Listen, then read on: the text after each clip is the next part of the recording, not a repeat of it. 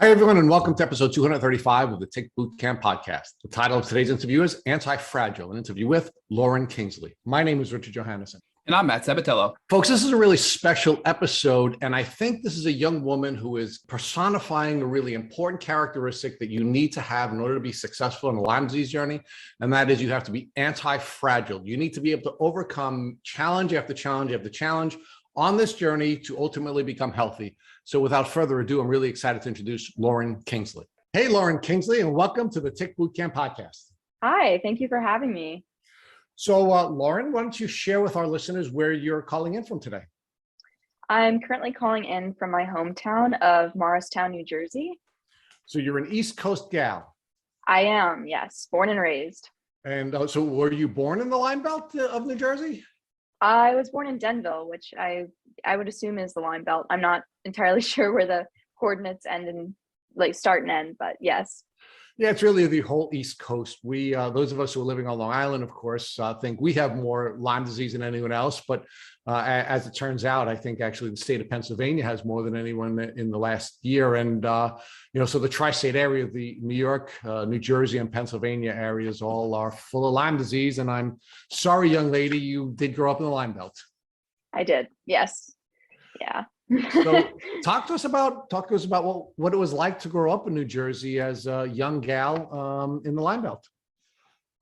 My childhood was very normal. I mean, I was sick a lot, but back then my parents and I'm an only child for context, and back then my parents and I just assumed that I just had a below average immune system. We didn't really have any thoughts that there could be a deeper problem beneath the surface. And my dad and my mom both have chronic illnesses, and they know what the medical community is like, and they didn't want to throw their 6, 7, 8-year-old daughter into the medical realm without having a concrete idea of what the problem could be, because that's just going down a rabbit hole. So I mean, I had a good childhood. I really don't remember any bad events. I do remember getting sick a lot. I mean, I had the swine flu. I had the flu almost every year. I had bronchitis. I had walking pneumonia. I broke a lot of bones. I broke my tailbone, which is always a funny story to tell. Yeah. And very painful. But very painful, yes. And I became known in 8th grade as the girl who broke her butt. So that's, but other than those injuries and yearly illnesses and food allergies that I grown into, there wasn't any looming dread or I guess hesitancy on my parents' half, because they just thought that because of their history of chronic illness that eventually something would come to the forefront and we'd understand what was causing my myriad of symptoms. So Lauren, there's always the chicken and the egg question that we ask to young people who say that they were sickly as young people and then ultimately are diagnosed with Lyme disease. So let's get to the chicken or the egg before we spend a little bit more time going through your background.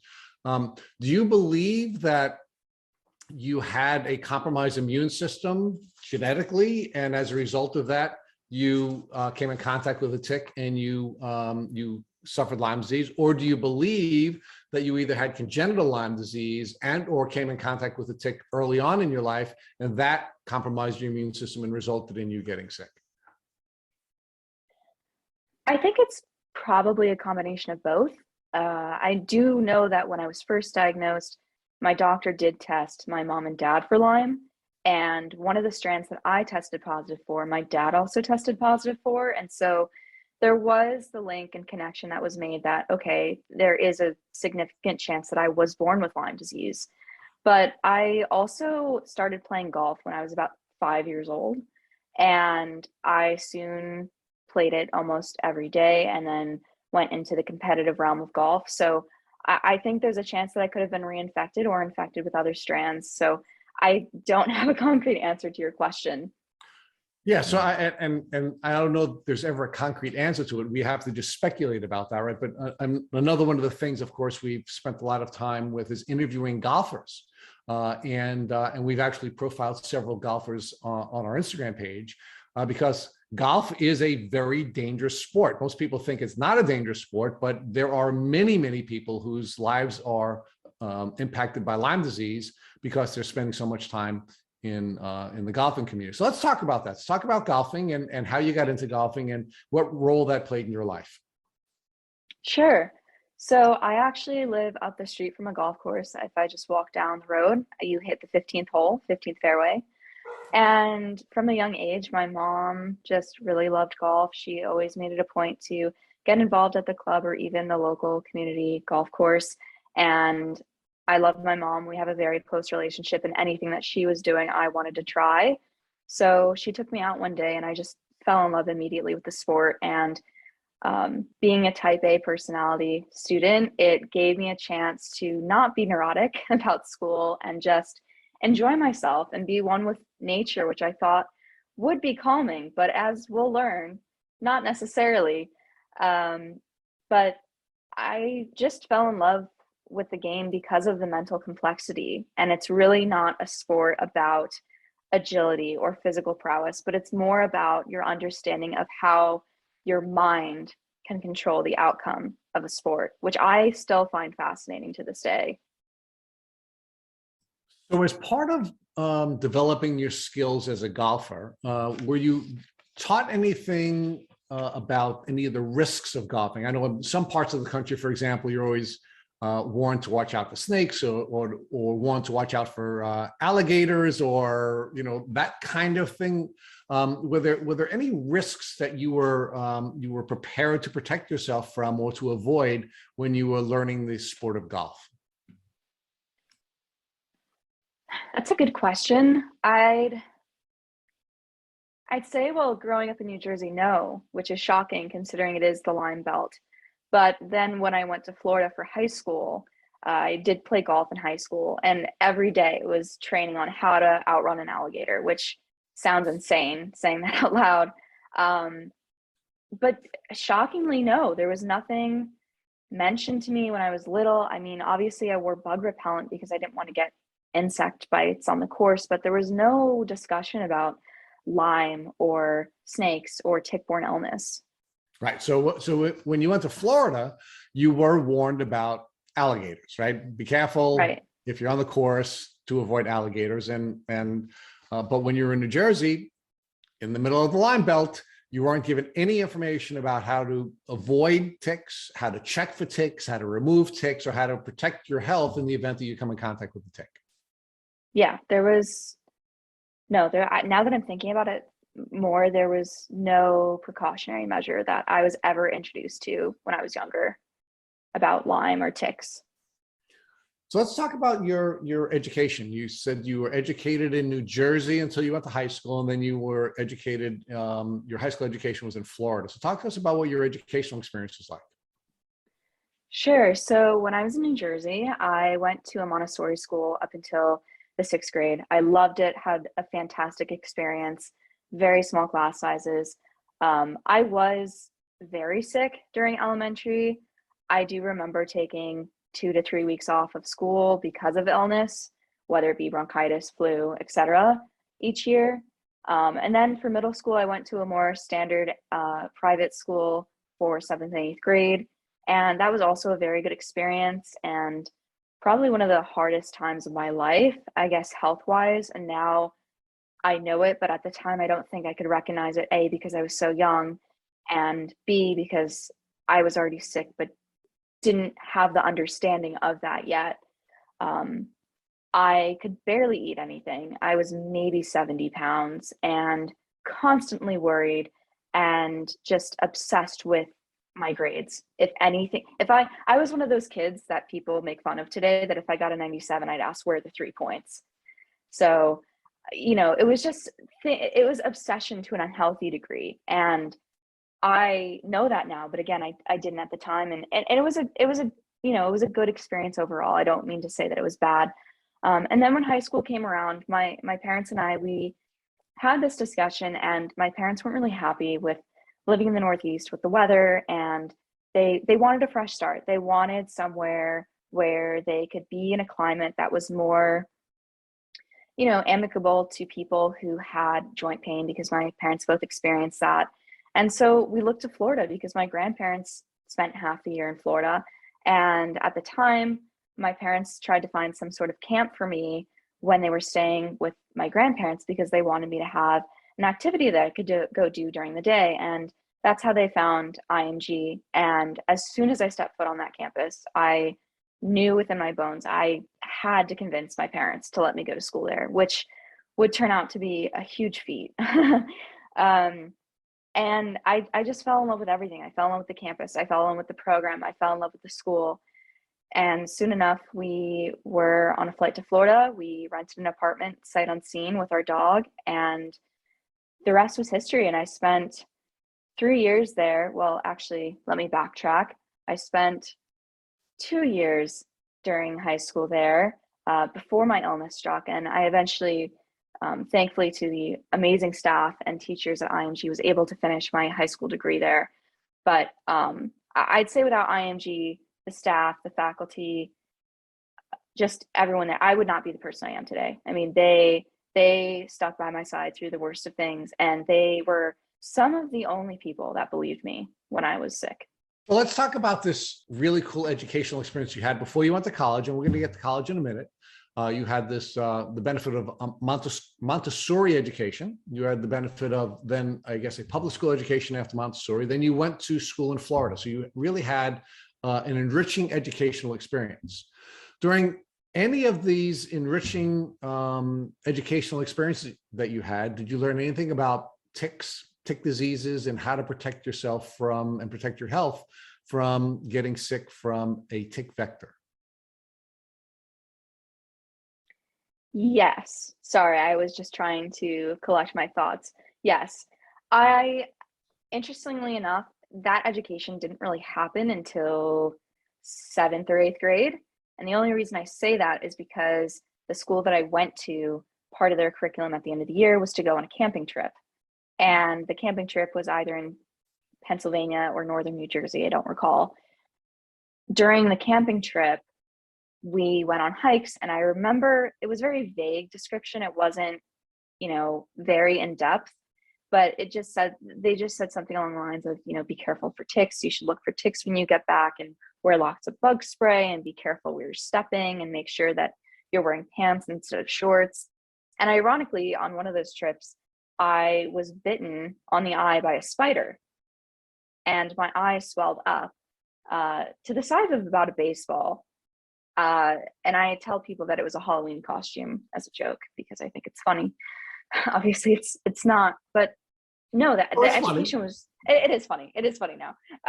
Yeah, but no, the education was very sparse growing up. There was never a big discussion, and I even remember now that I'm thinking about it, they handed out a piece of paper and they just said, if you come in contact with a tick, just take it off. You'll be fine. If anything happens, go to the doctor. You'll get antibiotics for 3 days and nothing will happen. So you were given some very general information about how to protect yourself from ticks, although they didn't tell you what kind of bug spray or how to apply the bug spray or where to apply the bug spray. You were told not to wear shorts, and you were told that if you find a tick, you should remove it. And that's it. Pretty much. Now, having grown up in the Lyme Belt, did you know anyone who was diagnosed with Lyme disease, either an adult or a child? Yes. My family knew of one person, and she was the mom to one of my best friends in elementary school. I didn't know she had Lyme until I was going through my journey, and my mom recalled that she did have Lyme disease. But I do remember when I would go over to my friend's house for play dates, that her mom was very lethargic and had little to no energy and being neurotic. I thought, oh my gosh, her mom doesn't like me. What did I do? What did I say? Obviously, it was none of those things, and she was just very sick from Lyme. So yeah, that was the only exposure I really had to the disease. There wasn't any figure besides that one parent who I really didn't have a close relationship with that had a tick-borne disease. But at the time that you were observing the symptoms in your friend's mom, you didn't even know that she had Lyme. This is something you discovered after the fact.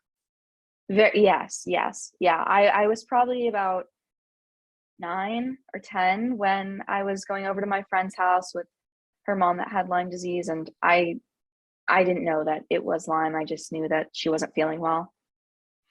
So Lauren, when were you finally diagnosed with Lyme disease? How old were you? I was 2 months away from turning 18, so 17 technically. So talk about how your symptoms developed up to the time and before you were diagnosed with Lyme disease, and give us some sense of how many different doctors you visited with for the symptoms that you now know to be your Lyme disease symptoms. Well, this is a long story. Well, I guess if I were to pinpoint my symptoms and their start date, I would have to say that it began in middle school, because I started having difficulty eating and I just didn't want to eat. It wasn't that it was an eating disorder, I had body issues. It was just that anything that I consumed made me dreadfully ill. I would vomit, I would have diarrhea, I wouldn't be able to get out of bed. And so I just resorted to smoothies. And, my parents just assumed that I had a lot of food allergies and I would grow out of it. There was no concern for anything else that was more serious. And then that kind of resolved as freshman year came and went. And then my sophomore year, I just remember being plagued with paranoia about everything, about people watching me, someone watching me change, someone following me down the hallway at school, someone looking through the stall in the bathroom, just incessant thoughts of just evil and terrifying images that would circulate through my mind at night too. And then it all started to really hit, I'd say, the spring of 2016. That's kind of when I had my first event that caused the cascade of all my symptoms. And I'll tell the story because I think it's meaningful for this and for backstory. But I was driving to the gym and I was at a stoplight, and it was a very familiar area. I could drive to this area with my eyes closed. I didn't need any kind of GPS or navigation system. And I just remember kind of staring out the windshield, and traffic was moving as usual. There was nothing to be concerned about, no ambulances. And all of a sudden, my car was in the middle of the intersection in the green light, and there was a red Honda Civic barreling towards me from the other side, and I just wasn't moving. And I thought in that instant, holy crap, I'm going to die. This is how my life is going to end. I am going to be impaled by a red Honda Civic that is barreling towards me. And I just froze. I didn't have any wherewithal of where I was. I couldn't press the gas. I couldn't press the brake. I couldn't shift gears. There was no concern or thought of you need to move or you need to get out of the situation. I just froze, and I sort of came to, my eyes sort of fluttered, and all of a sudden I was in the gym parking lot and nothing happened. So Lauren, it sounds like your symptoms began as gut issues, right? You started to have gut issues, and then the gut issues began to trigger mental health issues, and then neurological issues, and that's how things were developing, right? And we generally see this pattern often where we have gut health issues that ultimately result in neurological and mental health issues, right? So how do things go from there? And actually, before we move on, did you see any doctors for the gut issues, and did you see any doctors for the neurological or the psychological issues you were dealing with? Yes. So that's let me backtrack. That fall, so fall of 2016, I did see a gastroenterologist. I should preface that my dad side of the family has a long line of Crohn's and ulcerative colitis. So at the time, we were all kind of assuming, oh, well, you've got it now, so welcome to the family. Nothing more than that. I visited 2 different gastroenterologists, and I ended up going through an endoscopy and a colonoscopy. Both kind of came back inconclusive. The colonoscopy did result in seeing a few ulcerations in the ileum, which is part of the small intestine, but it wasn't enough to warrant the diagnosis of Crohn's disease. And the gastroenterologist I was seeing was very hesitant to ascribe the label of Crohn's disease to me because I was so young. And the treatment that is standard for Crohn's disease is intense.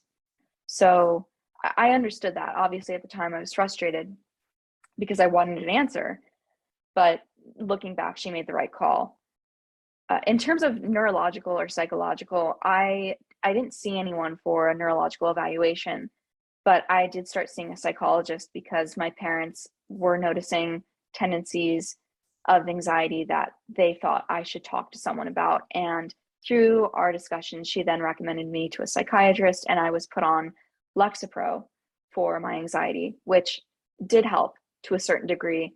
It didn't mitigate the issues of the hallucinations I'd come to have and the visual impairments that I described earlier. But for a complete neurological evaluation, that didn't occur until much later on. So now when these doctors were examining you and coming to inconclusive diagnoses, was there ever a thought that maybe there was a link between all these things, and that link may have been Lyme disease? Was it ever on the table? Was it ever discussed? Unfortunately, no. There was never a consideration for, okay, there has to be an underlying root cause that is causing the myriad of symptoms that I'm experiencing. They can't just all be random events with no correlation, because, in medicine today, it's treat the symptom, not the cause. And that's what I was experiencing in Florida as a young girl, 14, 15. And most of the answers that I got from doctors were, oh, you're in a growth spurt. Oh, it's hormonal changes. Oh, you'll, grow out of this by the time you're 18. No need to fret, no need to worry. There was no consideration for, okay, but why is she experiencing so many of these symptoms at such a young age? It was very much, okay, let's just treat what's affecting her the most and see if that helps. So what were you thinking about when you were going to all these doctors, you were taking all these tests, and they were at best helping you to manage some, certainly not all of even the symptoms of what you were managing? I was so neurologically impaired at the time. Well, obviously I didn't know, but now I know. I was very neurologically impaired at the time. And I just became more and more depressed because it felt like no one was believing me except my parents. And thank God I had parents that believed me and knew that there was something wrong with me and it wasn't psychosomatic, because if I didn't have that support system, I don't think I would be here today. But I just kind of fell deeper and deeper into this abyss of darkness. And as I'll tell later, it took years to dig myself out of that. So, Lauren, as you're exploring this portion of your journey with me, I'm wondering whether or not this abyss was the consequence of your neurological Lyme, or was it the consequence of medical trauma, or was it all of the above? What do you think was leading you down this dark path, and what role do you think medical trauma played in this portion of your journey? That's an excellent question. I think it is a combination of both, to be honest. My grandpa, who is no longer with us, he was a doctor. And ever since I was little, I was the only granddaughter, and he instilled that, I was going to be a doctor. I was going to go to medical school. I was going to be the next Dr. Kingsley in the family. He wanted that for me. And as a 4-year-old, obviously I can't understand what that means. But as I grew older, I started to realize, yeah, I want to help people. I want to save people. I want to be the superhero that sweeps in, figures out what's wrong, and helps someone live their life better. So when I was going through my illness and I just saw how I was being treated by these doctors as someone who just desperately needed help, I realized that the illusion that I had painted of doctors as a young child was false. And so I think the realization that the doctors who I thought were the ones who were going to save my life were actually the ones that were slowly killing me, because they weren't able to listen or to really examine the root cause, made me kind of have a teenage life crisis, for lack of a better word. But in, in tandem with that was the fact that I was just getting sicker and sicker, and I was neurologically impaired. And with the hallucinatory man that I had each day trying to threaten to kill me, holding a pillow over my head, trying to assault me, there was just so many forces at play that I really think that it was a combination of medical trauma and my neurological state contributing to the abyss. And do you believe your neurological state was generated by Lyme disease? Yes. So now let's take this take to the next step. So you're having these gut issues, which are now not diagnosed. You have neurological issues that are not diagnosed. You're having mental health issues that are not being diagnosed. Some of this is being masked by some form of medication. How are things developing from there? How are symptoms developing from there? And how much closer are you getting to your Lyme disease diagnosis? So I should preface the beginning of this answer by saying that the hallucinations that I was experiencing, I did not tell my parents. In fact, I did not tell my parents until I started to write my book. And only did my parents figure out when my mom read the first chapter. And she's like, "Oh my God, are you trying to make like a Stephen King novel? That's so cool." And I'm like, no, this was my life. Like, this is what I went through on a daily basis. I know that's probably questioned why I hid that from my parents if they were so supportive, but I was just going to ask that question. So you've anticipated my question. So please help me through that. Why didn't you share that with your mom and your dad? Yeah. So my mom was my caretaker at the time. My dad was working full time to support us. I love my mom. She is my best friend, but she is the type of mom that would do anything, fight tooth and nail for her child to get the best treatment. And there was something inside of me that knew that I wasn't insane, that knew that I didn't have a psychological disorder. And I knew that if I told my mom, she would try and find someone, very high ranked in the psychological or neurological field to examine me and then try and supply me with a medical cocktail of different antipsychotics. And my mom watches a lot of Dateline, and I see what happens when people say that they see things and they end up in padded rooms. That was not what I wanted for my life. So at the time, I thought that trying to keep this under wraps and keeping it to myself would be my best bet for at least staying with my parents, because my worst nightmare would be being by myself in a room where I couldn't contact them. So this was a combination of responding to the medical trauma that you were facing for many years at this stage in your life, and concerns that your mom would, in her zeal to be a great mother and to try to find a solution, might cause you to suffer greater medical trauma because she wanted you to get better. Right. Yeah. And quite frankly, like, saying that out loud now, it's quite amazing that even though I was so sick, I still had the wherewithal to acknowledge and understand that, because I think that's such a difficult concept to grasp, even if you're not ill.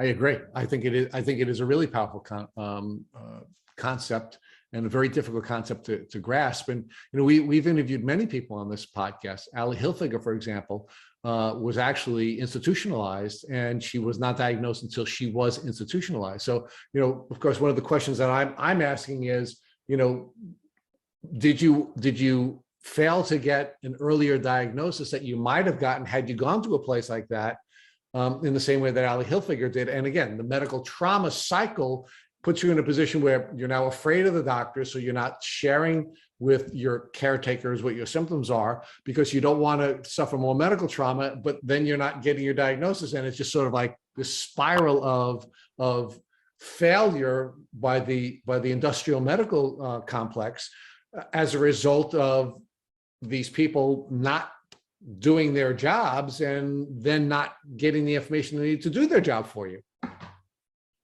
Right. Yeah, that's also a very pertinent question. I mean, I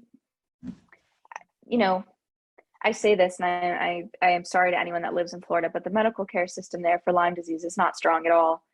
They really don't acknowledge it there. They just kind of think that it exists in the bubble that is the East Coast, but we all know that that's false.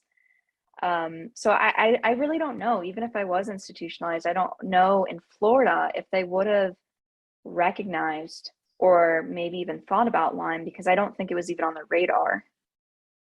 Yeah, I mean, look, you never know. I mean, I think Allie Hilfiger was lucky as well, right? But when she went to a very high end mental health facility, her initial doctors didn't diagnose her either. It wasn't until she asked for another doctor, because she was very troubled by the lack of care that she was receiving, that she finally found a doctor that she credited with saving her life.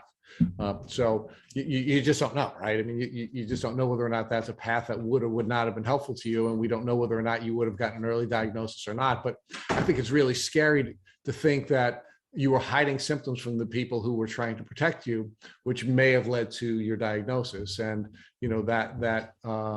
that's just a very, very, I think, challenging part of your story. So talk to us about how you finally got diagnosed. I mean, how did you find the doctor that diagnosed you after you were going through, years of incompetence in the medical community? Yeah, so it was probably about the winter of 2017. I'm trying to align all the dates in my head. I was in a wheelchair at that point. I had severe joint pain, and it felt as if every time I was taking a step, my joints were popping out of their sockets, just excruciating pain. I can still remember it to this day. And I was just so neurologically impaired. This is kind of where my memory gets fuzzy, because I really don't remember what I was like in those days because of everything that I was enduring. But my mom kind of describes it to me as someone who, is diagnosed with autism, like very curious about the world around them, but non-expressive, unable to communicate, unable to form sentences. I guess we communicated verbally through like hand gestures. I really don't know, to be honest. And at that point, my parents pulled me out of school because they knew that I was heading towards a brick wall. And they're like, we need to figure something out. This is getting to be absolutely insane. And there's clearly an underlying reason for all of her different symptoms. But I think what really happened in the winter of 2017 is my gastroenterologist recommended that I go see a, I guess, more experienced gastroenterologist in Miami, who would make the jurisdiction of whether or not I be put on, what is the name of it's a biologic. I'm sorry, I forget the name of it now. Humira, whether or not I would be put on Humira. Because at that point, my parents and I thought that if I would be put on Humira, that my life would turn around and everything would be fine. And maybe I did actually have Crohn's disease, and that was the source all along. So we drive to Miami. I'm lying flat in the back with an eye patch over both my eyes because the light bothers me, and ear soundproof earplugs. We wait about 6 hours to see this doctor. And as I'm sitting in her office describing my symptoms as best as I can to my cognitive abilities, she then proceeds to tell me that it's all in my head. There's going to be no cure for my illness. And maybe you're just one of the rare people that has one of those illnesses that they haven't discovered yet. And that I need to get prepared and ready for the fact that I may exist like this for the rest of my life. That this is what my reality would be like and consist of on a day-to-day basis. And perhaps, I needed this awakening or wake-up call from her to realize that this was going to be my future. This was going to be my life. And I just remember, this is the only thing I remember from that day. She walks out the door, and I just remember with all my might, I screamed, "I hate her." And everyone in the office could hear it. And as soon as my parents wheeled me out, everyone was like giving me a death stare. And that's the only thing I remember. And after that, my parents and me, not so much, but my parents knew, they're like, my child is not going to spend the rest of her life like this. She is not, this isn't who she is. There's something going on, and we're going to find someone who knows what's going on. And I think. Right. But can we pause that for a second? Because I want to tell you, I hate her too. Okay. I'm sorry. Go on. Thank you. Yeah. No, sometimes when I'm like feeling down, I'm like, I did that. Anyway. That is really cool. Yeah. So where was I?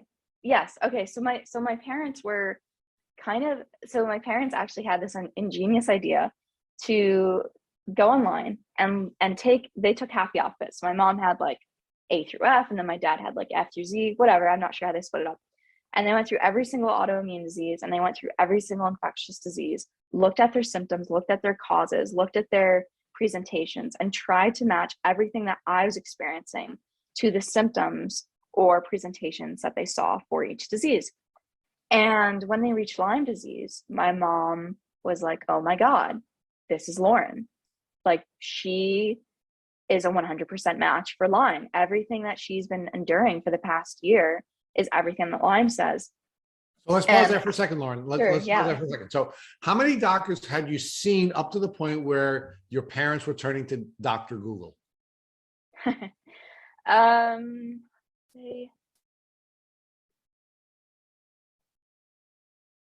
say 7 doctors. Oh, I forgot about a doctor in New York City. So eight doctors. So you've now seen 8 doctors who have had the opportunity to look at the same exact symptomology that your parents were investigating. None of them come to the conclusion that they should test you for Lyme disease. Your parents go on Google, study every autoimmune disease, and they find the one that matches you perfectly by referencing Dr. Google. Yes. Yeah. Yeah. And ironically, when they were doing that, obviously I couldn't partake in that exercise because I was just so far gone neurologically. But I remember lying on the couch in the hotel room because we were still in Miami at that point. And I remember a bug crawling across the table on the coffee table. And it wasn't a tick, but it was a bug. And I just remember looking at it, and I had a hallucination that it was looking back at me. And that's kind of when I had this internal instinct that I think a bug did something to me, or I think a tick did something to me, because obviously at the time I couldn't process what the concept of Lyme disease was. But through this hallucination, I kind of metaphysically understood that this being imparted this illness within me. So let's talk about that, because we spend a lot of time on this podcast talking about body signals and body confidence and our bodies telling us what we need. Perhaps this was a hallucination, or perhaps it was not. Perhaps this was a body signal telling you what all of these other doctors couldn't tell you, and was confirming what your parents had discovered when they used Google as a tool to evaluate and to describe your symptoms. Oh, absolutely. I go back and forth with that, as along with a few other scenes. I call them scenes because I feel like it's a horror movie.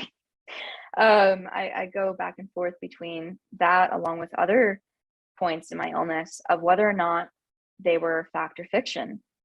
Because on the one hand, it would seem that if it was reality, it would make sense, because there are things in our life that, there are angel signals, there are signals from divine beings, there are just signals because of bodily time and space. But it could be a hallucination. And it's kind of like the chicken or egg question you asked me in the beginning. I don't really know, but I think both are plausible explanations.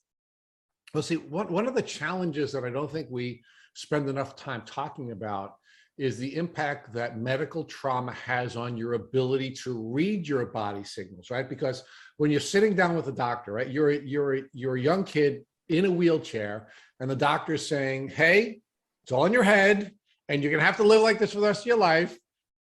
And I'm so happy you yelled you hated her. And that kind of trauma causes you to feel less comfortable with believing in your own signals and believing yourself and believing what your body is telling you, right? So we have this duality of trauma where we're being beaten down by the failures of these doctors. And then we start to not just doubt ourselves emotionally, but we start to doubt whether or not the signals that we're receiving are even real. Are they hallucinations? Are they something from, an otherworldly being, or do they not exist at all? So this is a really important part of this journey that, we have to find some way of helping folks to regain confidence in their body and their body signals, because that's better than any other diagnostic tool, right? Absolutely. We don't have great diagnostic tools for this disease to begin with, and we certainly don't have great tools to determine whether or not something is working or not, other than our own body signals, but they take them away from us by abusing us. Right. No, 100% correct. And, you know, I think it's interesting that we're discussing this now, because I had two double whammies. I had the doctors and medical community instilling this distrust within myself, but I also had the hallucinatory man who on a constant basis would tell me that my death was inevitable. I was going to die. It wasn't a question of if, it was a question of when. So when you have two outside sources that seem very real to you as someone that's neurologically ill, it's hard to fathom that your internal instinct is correct. Now, this hallucination that you're describing, where this man was telling you were going to die, do you think perhaps that was just the embodiment of the Lyme disease and what it was doing to you, and you sort of had this duality of having this vision of a bug letting you know that you got sick from a bug, and then of course you also have this signal to you that your body is being attacked, that this Lyme disease and the other co-infections that you were probably battling was just sort of just being embodied in this hallucination, as you're describing, which maybe it wasn't a hallucination. Maybe, again, it's a body signal that you're now describing as a hallucination, but was really a signal to you that you needed to find someone to help you to properly diagnose and treat this. Yeah, I'm not sure. I've had a few experiences with a few different professionals now, not when I was sick, try and explain to me why he was so persistent in my daily life. Because usually when you have hallucinations, they vary a bit. And he was so persistent in being there almost every day. And I write about this in my book, about how he kind of became a source of comfort, because he was the only variable and only person that was constant throughout my entire journey with illness. And even though he was abusive verbally and physically, he was always there. So obviously I was a victim of Stockholm syndrome, but I wanted someone who was always there for me. Not that my mom wasn't, obviously she was, but she couldn't comprehend what I was enduring because I was in my own world. But in terms of what the hallucination was, whether or not it was a hallucination, I actually visited a shaman once because I kind of wanted closure on this part of my life. And, I thought, let's just try it. And that's kind of what Lyme disease treatment is like. Let's try it and see what happens. And I remember sitting in her office, I don't know if it was 5 minutes, but an awkward amount of time went by that I had to ask, did we start? Am I missing something? What's going on? And she just kind of turned her head and she said, who's the man sitting next to you? Wow. And in that moment, obviously it was creeped out, but then second of all, I was like, wait, can everyone see him? Was it not just me? Did my peers see him? Did my parents see him? Did they just not tell me?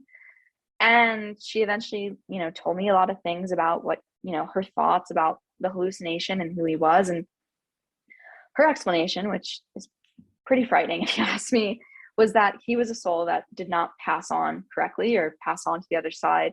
And he died at a very young age too. And he wanted to inhabit my body once I passed because he wanted a second chance at life, which is very eerie to think about.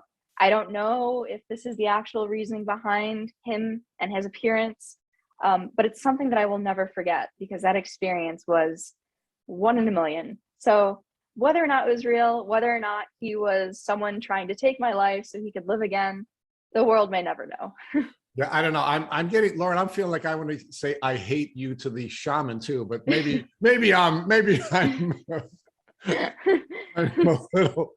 a little over the top with that. So tell us how you finally got to the doctor that saved your life by helping you to finally get your Lyme disease diagnosed after your mom and dad so brilliantly used the tools available to them to bring you to a place where you could finally get a diagnosis. So it actually goes back to the mom that I knew in elementary school. My mom remembered her and emailed her asking if she knew of any doctors anywhere really, but in New Jersey or on the East Coast that treated people with Lyme disease. And she emailed back immediately with 3 different names. And my mom ended up contacting 2 of them immediately. Both were no longer accepting patients. So all of our eggs were in one basket at that point. And the last name was Dr. Kristine Gedroic. And my mom sent over probably like a 3 to 4 inch binder worth of just different labs and paperwork of my medical history to them.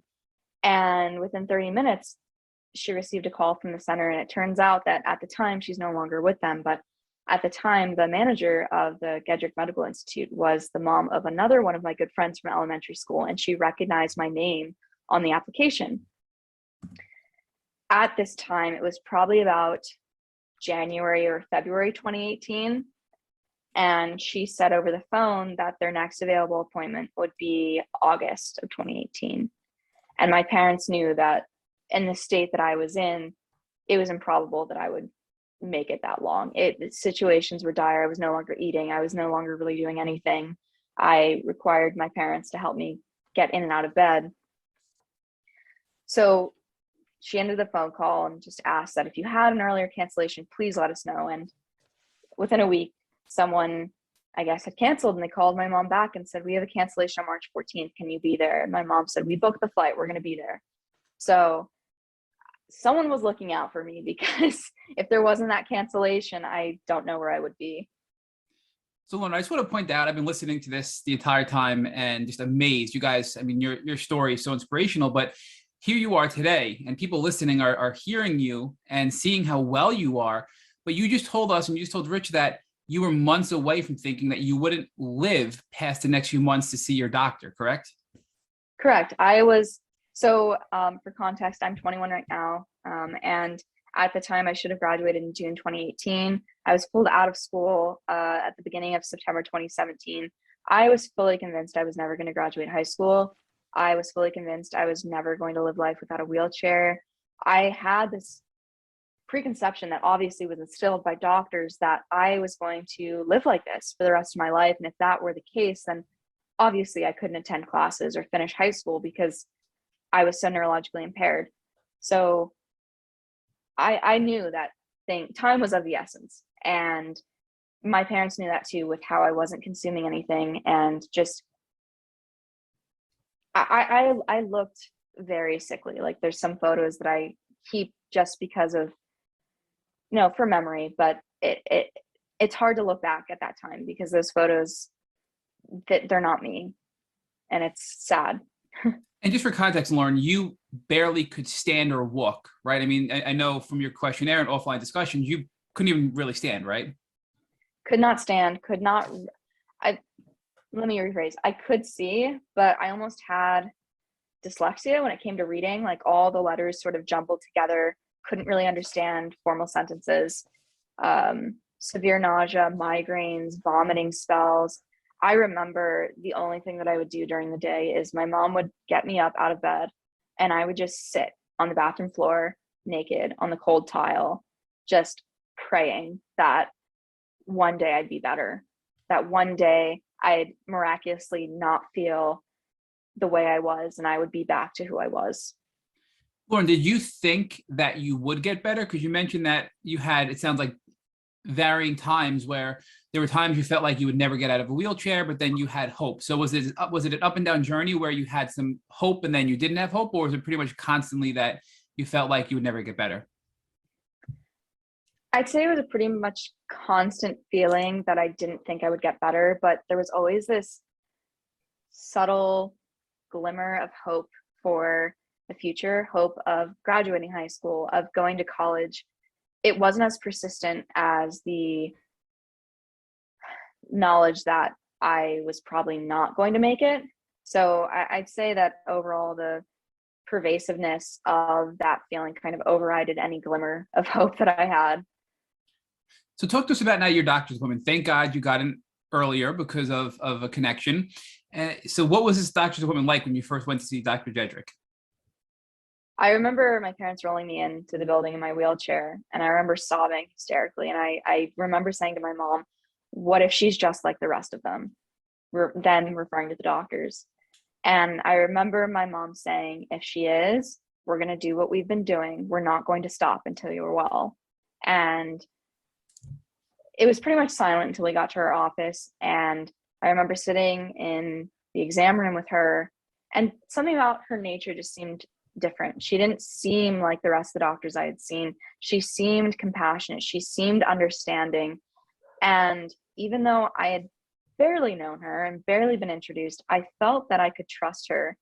And she started explaining, everything about what she thinks I had to my parents. And she did a physical exam. And at the end of it, I remember she looked into my eyes and she said, "Lauren, I know you're in there. I know you're sick right now, but I promise you, I will get you well."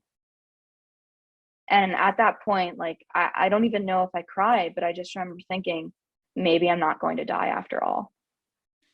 I'm getting chills, Lauren. I mean, this is wild, your story. And thank God you found Dr. Gedroic. So you went there with the intention of saying, I believe I have Lyme disease based on your mom's research. Now, was this suspicion confirmed? So before we left Florida to go to Dr. Gedroic, we asked my primary care physician at the time to send a prescription for a Lyme disease blood test at LabCorp request. Of course, it came back negative, as most people's do. So they're just like, oh, you have nothing to worry about.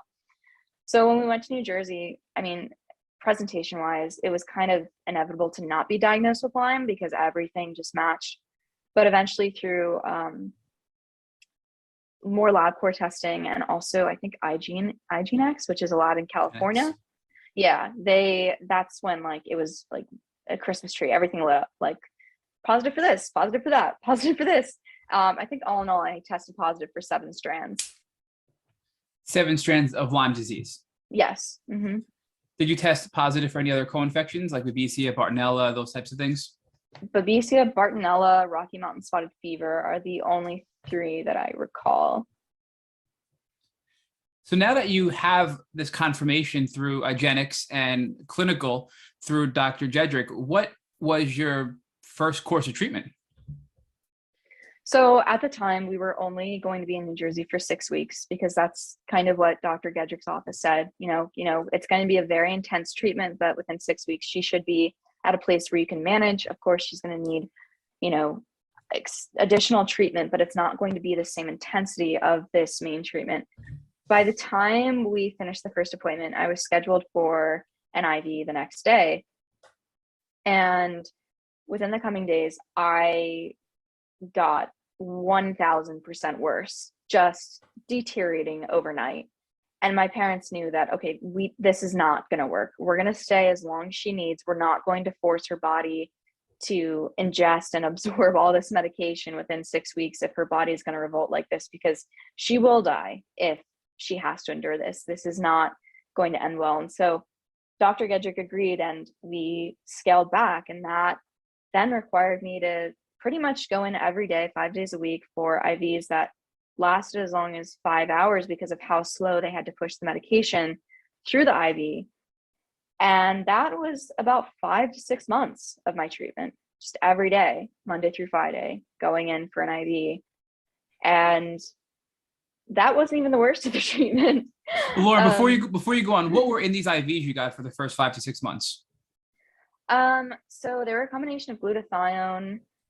They were a combination of like PC, which is another antioxidant. Phosphatidylcholine. I'm probably butchering it. Yes, that exactly. Myers cocktail, which is pretty standard in Lyme treatment. Vitamin C, and then along with some other ones of hers that I don't think I'm like allowed to say. So I don't, because I don't know, obviously. But it was just. Were there any IV antibiotics? I'm sorry to interrupt. Were there any antibiotics being infused through the IV? I don't know. I think potentially, but I wasn't aware of it. So now, once you scaled back, though, before you go on with the rest of your treatment, so this 5 to 6 month window, I want to focus on that period for now. You had an extreme reaction. You and your parents realized you can't go on just for a few weeks. You had to take it a little bit slower and stay there and give it its due course. How are you feeling when you scaled it back and you started this 5 to 6 month window? Were you still having a really bad Herx reaction to all the medication in the IVs? Yeah. Yes, definitely. I was still having intense reactions. And I just remember each day would consisted of the same regimen, and my life started feeling like Groundhog Day. I would go to the doctor's office, get the IV, come back, nap for 3 hours. My dad would make something for dinner, and then I'd fall asleep, or try to sleep at least. I was so knocked out by the treatments. That was the only saving grace of them, is that I was actually able to sleep, because part of my Lyme was insomnia and I would just never sleep. So now at this point, you're sleeping from these IVs, but was there anything else you were on the first 5 to 6 months besides the IVs? Any other oral medication? Dr. Gedroic tried to get me on like a supplement regimen with glutathione along with other supplements, but my body was so sensitive that it just could not tolerate anymore. In fact, the IV doses that I had for the glutathione and perhaps antibiotics were at a pediatric level, because my body was so sensitive. I couldn't tolerate anything higher. Now, walk us through, in this 6-month window, was there any point at which you realized, I'm feeling a little bit better? Yes, I would say yes. Towards the end of the 6 months, because that's kind of when I was able to stand on my own. And that sounds like nothing to the average person, but to me, I was like, oh my God, my feet work, my legs work, this is awesome. But I was able to stand, and I remember with the IV pole in hand, I would try and take a few steps across the IV room and try and shuffle a little bit and shuffle to the bathroom. And by the end of the IV treatment, I was trying to use my wheelchair as a balance and try and push myself to walk. Obviously, for long distances, had to use a wheelchair, but I was able to get from, where I was sitting in the IV room to the bathroom, which was probably less than 20 feet away, but still, it was a big improvement over what I was going through. That's great. So what made you decide to stop treating with these IVs after the first 5 to 6 months, when you were seeing some real progress towards the end, and then you decided to stop? So Dr. Gedroic also diagnosed me with heavy metal poisoning and mold toxicity and parasites. So her laundry list of to-do started with obviously clearing the biofilms, and that was what she did with the IVs. And then afterwards, that's what she did with the mold and the heavy metals. And she wanted to then focus more on the parasites. And that's when I had the antibiotic treatment. And there were 4 different antibiotics that I rotated each week. And she said that, the average person usually needs 1 to 2. I ended up needing 3. So that's why I shifted. But after that regimen was done, I then went back to IVs again. So when you say 1 to 2, but you did 3, do you mean 3 weeks? Is that what you mean? No. So sorry, I should have clarified that. So the parasitic regimen was for 4 weeks. You had 4 different medications for each week. Usually people would go through 2 of them. So 2 months, 1 to 2. I went through 3. So it was 3 months of the 4 medications, 1 for each week. Do you know what the medications were? Do you recall what the names of them were? No, I could look them up, but I do not know them offhand. I'm sorry. That's okay. So you did that, and then you went back onto the IVs again after that, it sounds like, right? Yes. Mm-hmm. So when you were on the parasite treatment, did you feel any worse, any better, or the same? That was the worst part of my treatment. That was, obviously at the time when I was getting my IV treatment, I thought that was the worst because of the perks that I was experiencing and all the side effects that I was experiencing from detoxing. But the parasitic treatment really targeted my neurological symptoms, and my hallucinations grew more intense and more violent. I remember running into my parents' room at 2 a.m. just screaming that there were bugs crawling on the wall, that there were bugs infesting my bed, that they needed to come here, they needed to exterminate them and kill these bugs. And another scene that I remember is I was standing at the counter trying to get a glass of water from the sink, and I just had this weird wave of exhaustion come over me. I don't even know if it was exhaustion, and then all of a sudden my eyes kind of fluttered to the back of my head and I started to fall backwards. And my mom caught me, thankfully, because we had tile floor. But I just that was a common occurrence for me, was passing out or having these very vivid hallucinations. So when you were on the parasite medication and you said it triggered all of your neurosymptoms, did Dr. Gedroic warn you that you were going to have these types of reactions to the medication and you're going to feel worse because it's actually working? And what was your thought process as you were feeling worse during this time period? Yes. So she did kind of preface saying, like, you know, you're probably not going to feel better immediately. You're going to experience a lot of detoxing, which is similar to Herx, but it is going to target your neurological region more. And she did give a warning, which was nice. So it wasn't that I was kept in the dark about why I was feeling worse. And given that I felt worse with the IVs before, and then I felt better enough to stand, my mind at that point figured that if that's how this treatment worked, that if I felt horrible in the beginning, that would mean that something would get better at the end. So I just want to clarify from my understanding here, Lauren. So this treatment was for just parasites, I believe, correct? Correct, yeah. And you mentioned heavy metals and mold as well. So did you treat heavy metals and mold afterwards? When did that come into play? I think that was with the IVs, along with the supplement regimen that I then started to take after the parasite treatment, because my body was a little bit stronger. Obviously, I wasn't able to take the full regimen because I was still so fragile from what I was enduring. But I'd say it was with the IVs and a combination of supplements. And I also used, what else? I think I tried colonics once, but that just did not work well for me. So yeah, So, I think it was just those three. Give us an idea of how you were feeling at the end of the parasite protocol. Were you realizing any symptom improvements, or were you still kind of feeling cruddy because of all the detoxing you were doing? So the first thing I noticed is he was gone. The hallucinatory man was gone. And I remember crying because I missed him and I wanted him to come back because he was my only friend at the time, because I didn't really have many friends in high school because I was sick for 2.5 years. So the opportunity to have a social life is kind of hindered when you're sick and in a wheelchair. And I thought, where's my friend? Where did he go? We were having, a good time. Stockholm syndrome again. But yeah, that was the first clear sign that I was getting better, was that he was no longer there. I'd say the mental clarity and acuity didn't come until a little later. So you still had the brain fog, but it sounds like your hallucinations had subsided and you were no longer seeing this man that was there pretty much for a good portion of your teenage years, right? Right. I mean, what was that like for you and your family? Did you think that, like, okay, I'm really going to get better now? Was that a turning point in your healing journey where you thought you were actually going to get better? Give us an idea of your emotions now at this point, at the end of the parasite protocol. At this point, I was starting to kind of be like myself again. I was, my dad is known for his sense of humor, and I didn't really laugh when I was sick because I just couldn't process what he was saying. And I remember my dad being so happy because I was laughing at his jokes. And my dad took it as a sign that I was going to get better because I was laughing and I was smiling. And at that point, just the improvement that I made, being able to, walk 20 feet or walk down the hall with my wheelchair support and not have the hallucinatory man or any visual disturbances in my eyes or physical disturbances such as like bugs crawling down the walls, etc. That was such a milestone for me that even if at the time, obviously, even if that was the extent of what the treatment could do for me, I was over the moon.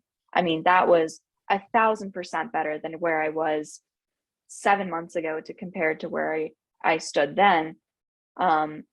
I still had a lot of hesitation when it came to returning to school because I felt as if I entered a coma and woke up. There was so much that I missed, so much that I didn't understand, so much of my memory gone from this experience that I didn't really know who I was. So that I was concerned about, but I was very happy. I do remember it being a time of happiness. So in the beginning, when you were doing the IVs, Lauren, that was, I'm assuming, for a lot of that treatment is for the Lyme disease, correct? It was to address the Lyme before you did parasites? Yes, yeah. So do you believe that the improvements you were seeing now at the end of the parasite treatment were a result of a combination of the Lyme treatments and the parasitic treatments? Or do you think that really the parasites were the root cause of your neurological symptoms and your hallucinations? I think it was a combination of both, because as I've learned more about Lyme, I know that certain strands are responsible for different neurological presentations. So I do think that they were working in tandem to wreak havoc on my brain. I think that the parasites also were active in other areas besides my brain because I did experience other symptoms. So I don't think it was necessarily one or the other. I do think it was both. And I think that the success of the IVs and the parasitic regimen were fundamental in healing my neurological symptoms that were ultimately, I'd say, from Lyme. So I want to clarify, Lauren, because a lot of people that come on this podcast talk about parasites. And when they speak about parasites, they're referring to GI parasites or intestinal parasites. But when you're saying parasites, I think you're primarily referring to parasites in your brain, more microscopic parasites, not intestinal parasites, correct? Yes, I did have both. I'm not a scientist, not pre-med, so I can't explain this, but I do know that there are some parasites that are able to pass the blood-brain barrier and enter the brain. So that's what I was told by Dr. Gedroic, and that's kind of what my dad researched as well, because my dad, before the first appointment, he read Dr. Horowitz's book, How Do I Get Better? And that's what he learned about parasites too. So I knew that based on blood work and everything else and my symptoms that I was presenting, that I had many different types of parasites. And I think Dr. Gedroic did explain it in more depth. I just don't recall, obviously, because I was very ill. But I did have both. But the ones that I remember most vividly were the neurologic, because of the events that happened due to them. So Lauren, just to validate and expand upon what you're saying, and also confess something that Rich and I felt probably about a year ago, we had a DM from somebody about nematodes in the brain. And my reaction was, that sounds crazy. What does that have to do with Lyme disease? And again, I was convicted. I was being a little too judgmental. And Paula, who is now, we chat regularly, she's the one who taught us about these types of parasites in the brain. And then shortly after, we interviewed Dr. Alan McDonald, who's a pioneer in the Lyme community, specifically with neural Lyme and parasites. And he taught us about nematodes in the brain, and they actually harbor the Lyme bacteria. They harbor heavy metals, and then they actually protect the viruses and the bacteria and keep them safe from your immune system and from your natural defenses. So for sure, those nematodes and other parasites in your brain can make Lyme so much worse. And when you start to treat those parasites and treat the Lyme disease together is when you're going to see optimal results, which sounds like is exactly what you did with Dr. Gedroic. Yes. Yeah. That explanation does sound very familiar. And I do think that the parasites kind of provide a host for Lyme, and they're able to travel to different organ systems more freely because of parasites. And I did notice, because this is kind of going back a little bit and backtracking, but throughout my childhood, I had a heart murmur, and we could never really figure out why. I always had a very low resting heart rate, but I always had issues with my heart. And now that, obviously coming out of my experience, I know that it was from Lyme, and it was probably in my myocardium or some other component that was affecting my heart. They're insidious. They can travel wherever they want. So that does make sense. Right. So Lyme carditis is very real. In fact, I know many people who have suffered from Lyme carditis, and many people I work with even. And what we've learned recently, Lauren, which is a really fun fact for this, is the Lyme bacteria itself is not aggressive enough to penetrate tissue and muscle to get into your heart and your brain. It actually becomes stronger and faster when the bacteria goes into a tick first. So when a tick bites, let's say something like a mouse, and that's when it picks up the Lyme bacteria. So a tick bites a mouse, it picks up the Lyme bacteria. The Lyme bacteria gets altered in the tick's midgut, and it gets faster. Its little tail becomes faster. And when it gets now into the human from a tick bite, it is now able to penetrate and get into your heart, into your muscle, into your tissues, into your brain, whereas it wouldn't have been able to if it didn't go to the tick first before coming into the human. So it's kind of wild how the tick has allowed the Lyme bacteria to be even more harmful to human beings than it would be without the tick being the host, giving it to us. So there are ample studies validating and confirming exactly what you're telling us here today. So I think that's a really important factor. So now let's talk about you're finishing with your parasite protocol. You're pretty much, you have yourself back. I mean, it was so powerful. You said you felt like you entered a coma, and then you came back and you're like, what happened, right? Now that's where you are. You're done with your parasite treatment and you're going back to IVs. But walk us through what happens next from a treatment standpoint and what's going on in your life. Sure. So at this point, I'd say, so I started treatment in March 2018, and so I was just collecting my thoughts. So I actually started physical therapy because I needed to relearn how to balance, because at that point I was really only walking with my mom or my dad or an IV pole. So there wasn't a need for me to balance on my own or to walk on my own because I wasn't going anywhere. So I started physical therapy, and it's really humbling having to relearn how to walk as an 18-year-old girl, having to learn how to stand, having to learn how to sit up, having to learn how to crawl, to walk. You kind of feel as if you've been just reincarnated into this like infant body that then has to grow up and mature immediately. It's a very weird feeling that I experienced trying to go through physical therapy. And that probably lasted about 3 months. And I went, I think, 2 to 3 times a week, just focusing on like different core exercises, different moves for balance to help me engage and protect myself, and to learn how to walk on my own, because I spent 17 months in a wheelchair. So obviously I lost a lot of muscle memory too with Lyme and everything that I endured, that I needed to retrain those muscles. So that was another huge milestone in my treatment, was physical therapy. And after that was February of 2019.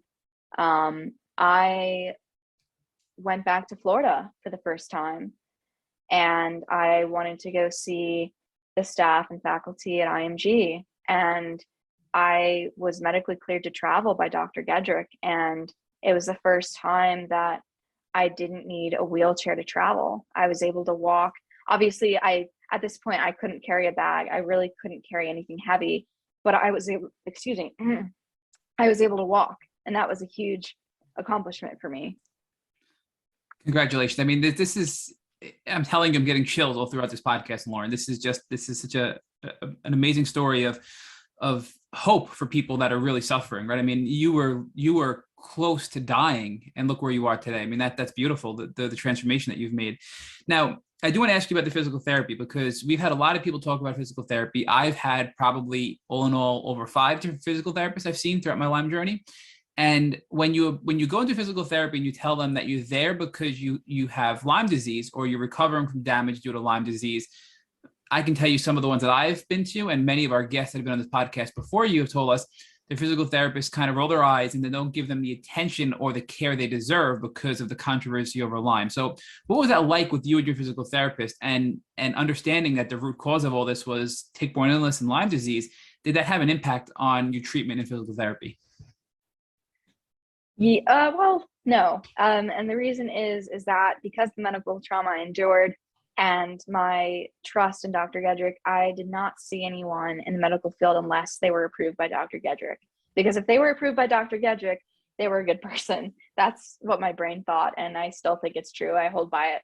And so I asked her, my mom asked her, do you have any recommendations for a physical therapist? And she did. And the physical therapist that I worked with was very open. Obviously didn't really know the full story of Lyme, but she had helped other patients from Dr. Gedroic, and through that kind of understood the severity of the disease and what it can do to people. And she was always very encouraging. I never had a point in time where she was dismissive, which was a godsend because I had experienced so much of that in the past.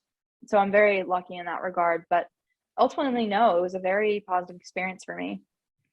I want to step back again. So I know you lived in New Jersey, then you went to Florida, and then you came back to, I think, New Jersey to treat, correct? Am I accurate with that so far? Correct. Yes. Okay. And yes. And you were staying in a hotel, right, when you were treating? Yes. Okay. So how long were you up in New Jersey for with Dr. Gedroic treating before you went down to Florida and you were able to walk on your own, which is amazing, to the, for your flight and to travel back down to Florida? It was about 19 months. 19 months.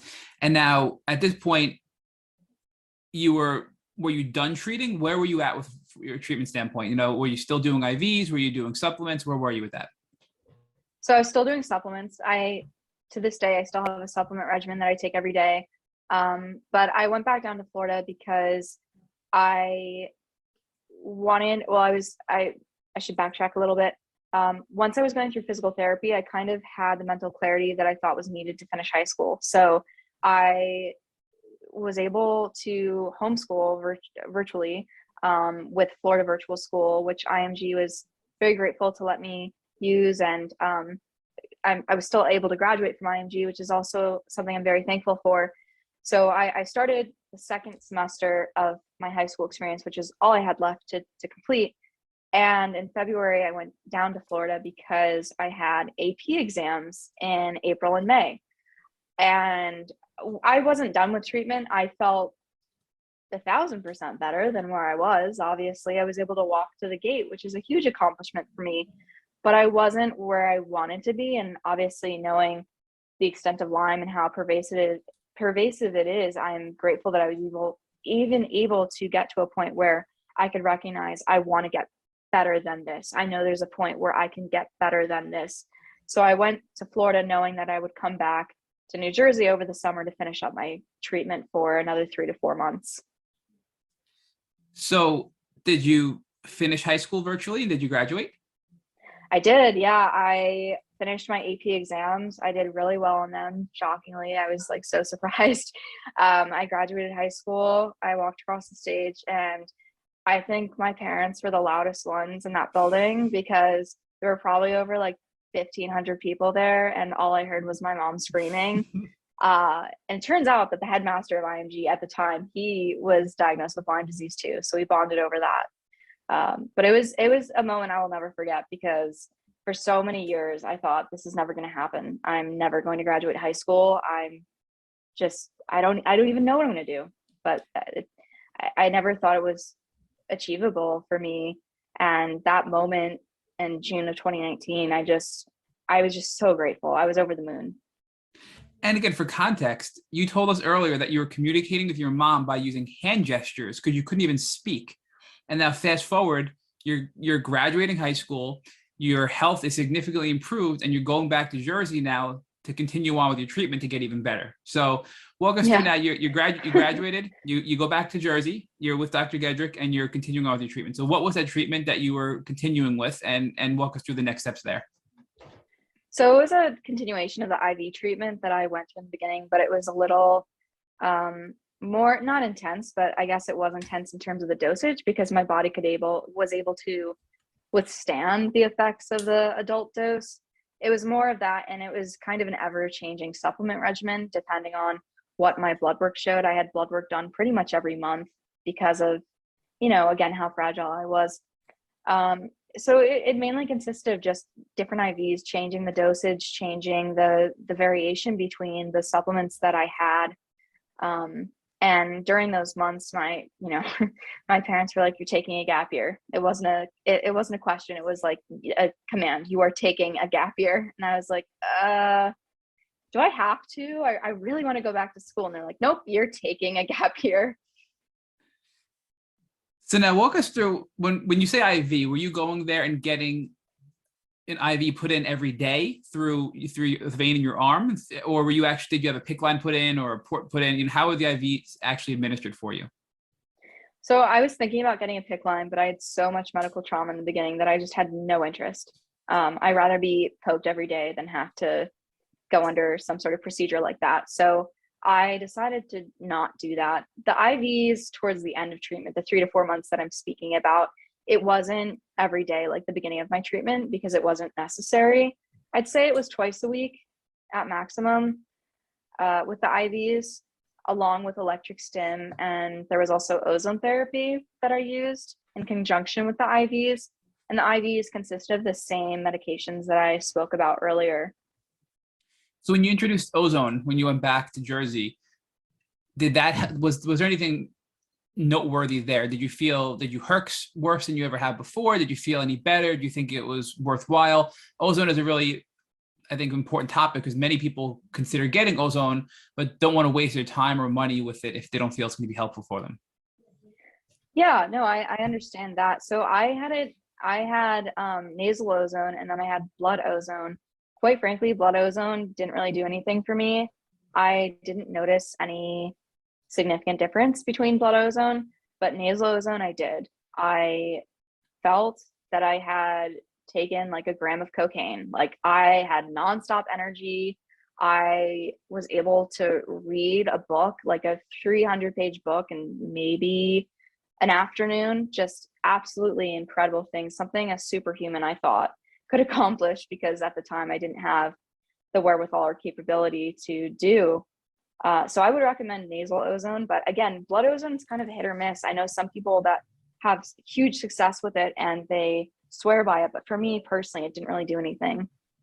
With the nasal ozone, Lauren, is it just like a nasal spray? Is it something that they put ozone up into your nose? Like, how does that work to get the ozone administered through the nose?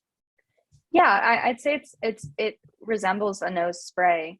You hold one nostril down and then they insert the spray in one nostril. You kind of hold your breath for 15 seconds. Then you release you breathe normally. Then you do it again for the other nostril, hold your breath for 15 seconds and then let it go. It's very simple, non-invasive, really. The only thing that I noticed afterwards is that you kind of just smell that everything smells like a swimming pool, because it has this effect to make everything smell like chlorine, which is interesting. But afterwards, again, that mental acuity and that sharpness, I didn't even think that was possible for me. I didn't even know that I had those strengths within me. And to see that come from some sort of nasal spray after all this treatment, I was just amazed. You think that's because that the nasal spray and the ozone went in right up into your brain and it was now killing other things, viruses, whatever else it may be that were just persisting there, and that's why it was so effective? Yeah, I'm sure. I think, detoxing through like sneezing is one of the best ways to detox. And I think that since it was closer to the actual target of where my symptoms resided, that it was probably targeting the rest or the remaining scraps of everything that I was going through. And it was just kind of clearing out the remnants. And that's why I was able to kind of achieve these effects, which on some days I have, some days I don't. It's a hit or miss. How many nasal ozone sprays or infusions, whatever you want to call them, how many did you get? I'd say it was standard twice a week along with the IVs. I didn't go in just for the nasal ozone because it was a less than 5-minute type of procedure, or not procedure, but administering the nasal ozone.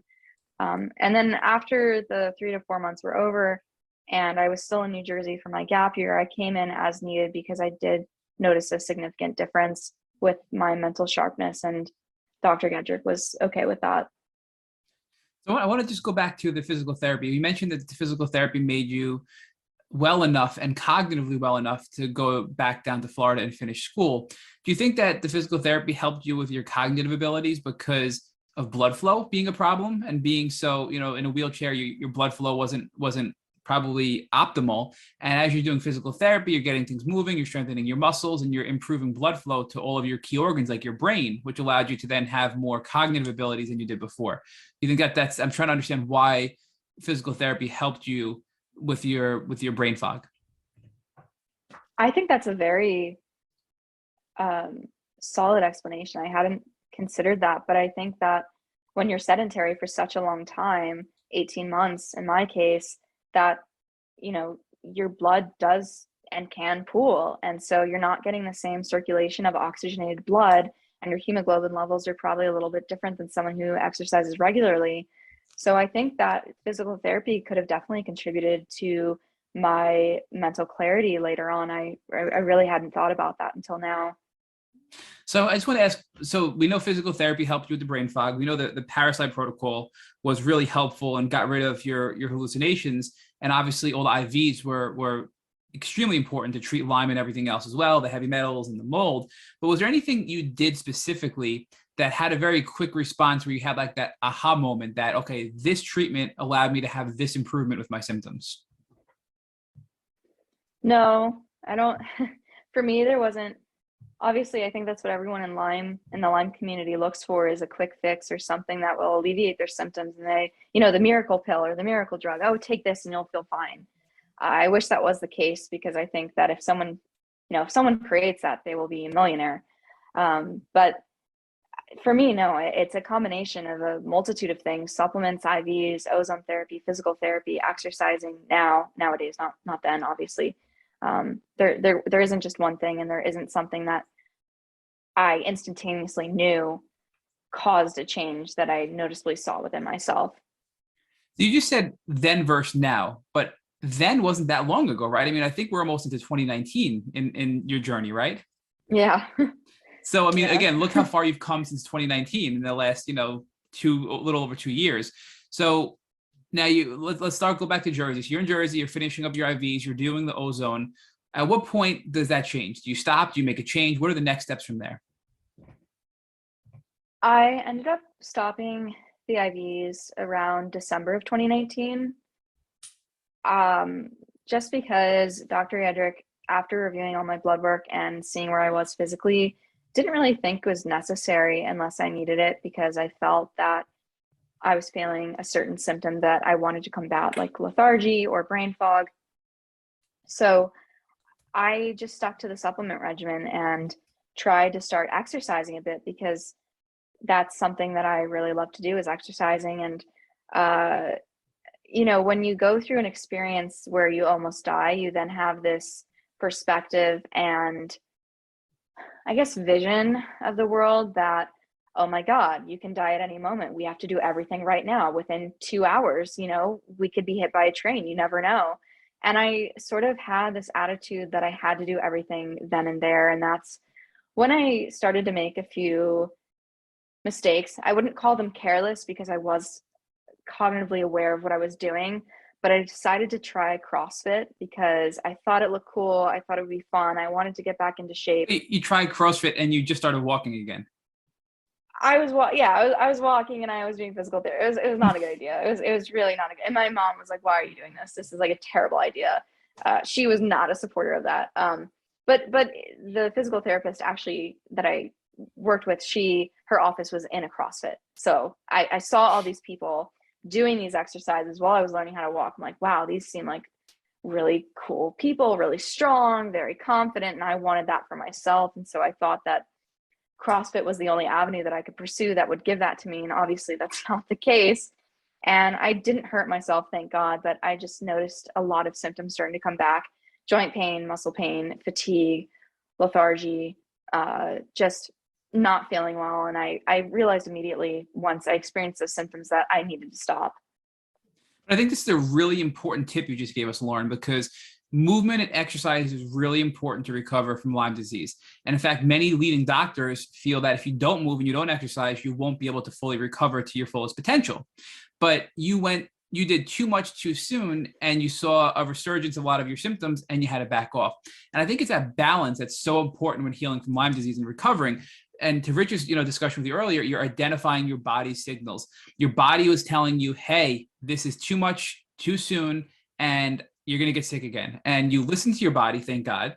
You pulled back and you did more moderate exercise, but you didn't stop altogether. And I think that's the most important thing. You didn't stop. You pulled back and you continued pushing forward to an extent of what your body would allow you to without having an extreme reaction. So walk us through that. So once you had these responses, did you continue on physical therapy and just go slower? How did you proceed at that point? So I stopped with physical therapy because it wasn't an issue of walking or balance. It was more, this is triggering Lyme symptoms. I need to stop before it gets worse. So I halted any kind of exercise for about a month and a half or so, because I just wanted to make sure that I didn't cause a flare and that everything was stable. And in that time, I went back for a few IVs and just made sure that I was okay, because I knew everything that I had gone through and I didn't want to have a resurgence of everything that I endured. So there wasn't any mention of exercise. Then after about a month and a half, I realized that I wanted to start being active again. And at that point, my mom, along with, I think a friend of my mom's, I don't recall, but they recommended barre, which is a combination of ballet and Pilates. And I started trying it and I loved it. I thought it was great. And it was all the thing that backtracking again, I'm sorry, but the thing that I loved most about barre is that it was all about core strength and using your own body weight. There wasn't any additional weight or strain placed on your joints or muscles. It was all about you and your control of your muscle, of control of your joints. So there wasn't any additional stress that I was putting on myself, which would then cause an increase in joint pain or any kind of other symptoms. So I did bar for a while until I went to college, and that was my main source of exercise. So now when you finished the IVs, you mentioned it was around the December of 2019, you left New Jersey and went back to Florida, went home, right? 2019. I think you said it was December of 2019 you finished the IVs, I think you said, right? Yes. Yeah. So now you're home, and walk us through what happens next, because as we know, you're now in college. So what were those steps between now? You graduated high school, you finished up your treatment in Jersey. It's almost 2020, and you're applying for colleges, it sounds like. Yes. Yeah. I was applying for colleges and trying to finish publishing a book. So it was a busy fall for me, the fall of 2019. Yes. I ended up publishing my book on December 6th. So that was a huge accomplishment for me, and I was very happy that day. And I applied to 10 colleges, and I spent so much time on my applications. And that was another thing that I forgot to mention earlier, but another one of my dreams was going to college. I had always wanted to go to college. I wanted to go to graduate school. I want to get a PhD. That's just something that I've wanted since I was 11 or 12. I don't know why, but it's just something that I've always wanted. And so being able to have the opportunity to sit down and write a college application, I was just thrilled, just beyond happy that I had the chance to actually apply, because I didn't even consider it a possibility for me because of my journey, that I would even get to a point where I'd feel mentally, physically, emotionally ready to embark on the experience that is college. So I applied to several different colleges. I applied early action to Stanford, my dream school, and of course got rejected. But that same day I published my book, so it's okay. There's a happy ending to everything. And I ended up applying to the University of Chicago early decision 2, which means that the acceptance, if you got in, which I never thought I would get in, would be released in February.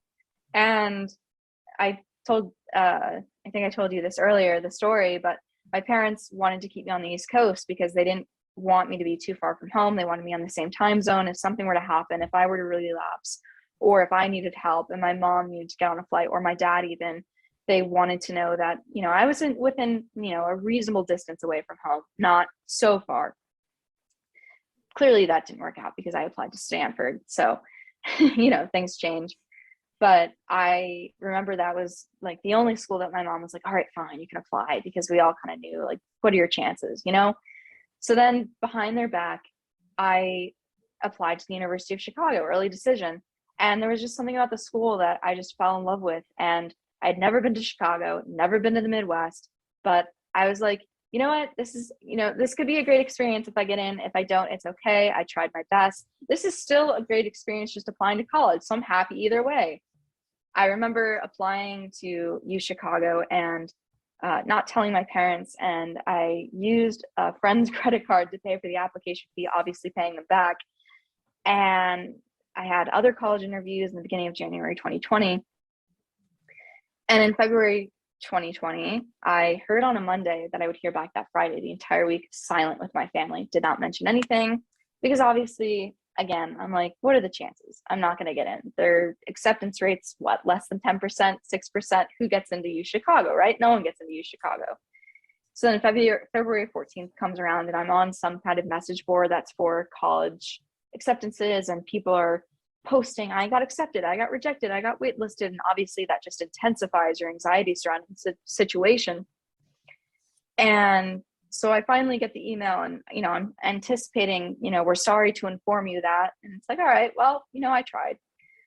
And so I open the email and I click on the link. And I just sit there for 5 minutes staring at my phone screen, because the first word says congratulations.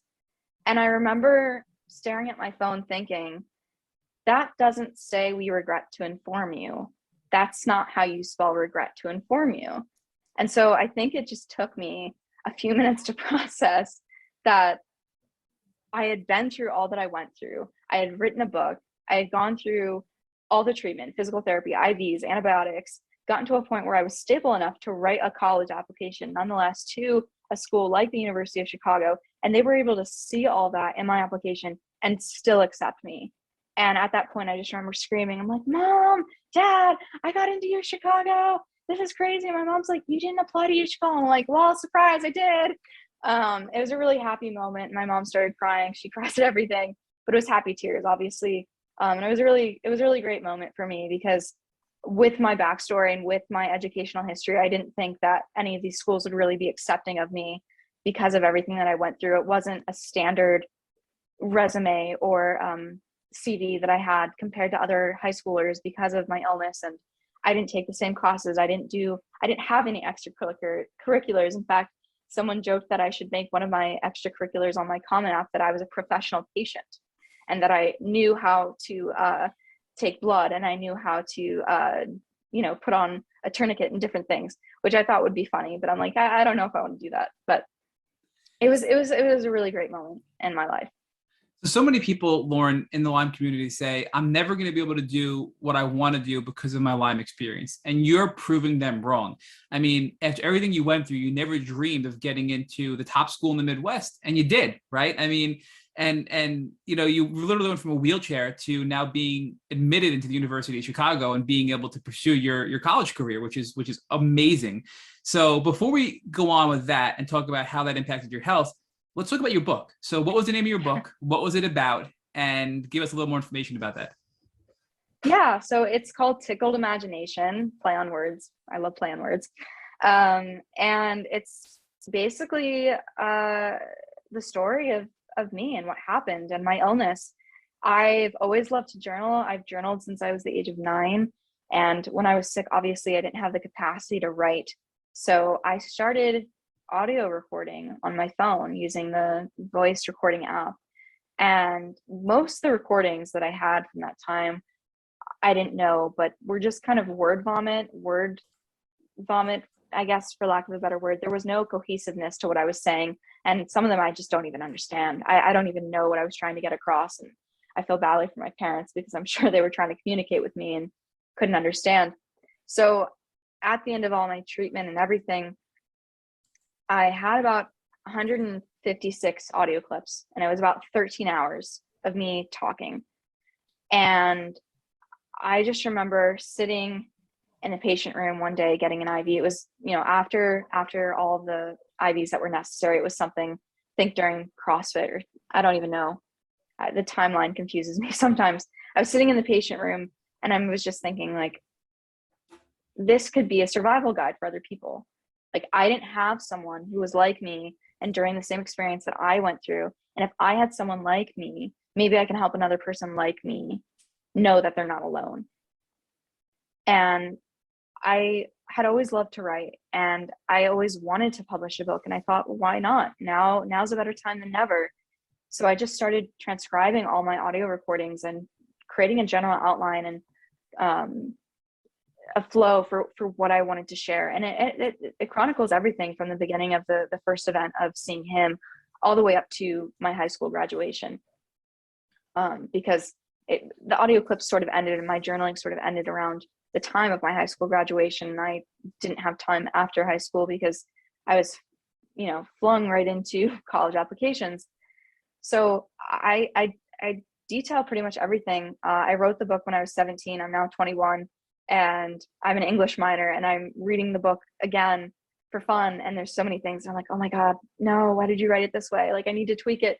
But, it's something that I'm so proud of, because I was 17 and I published this about my story. It's me, it's who I am, it's my heart, it's my soul, it's Lauren Kingsley.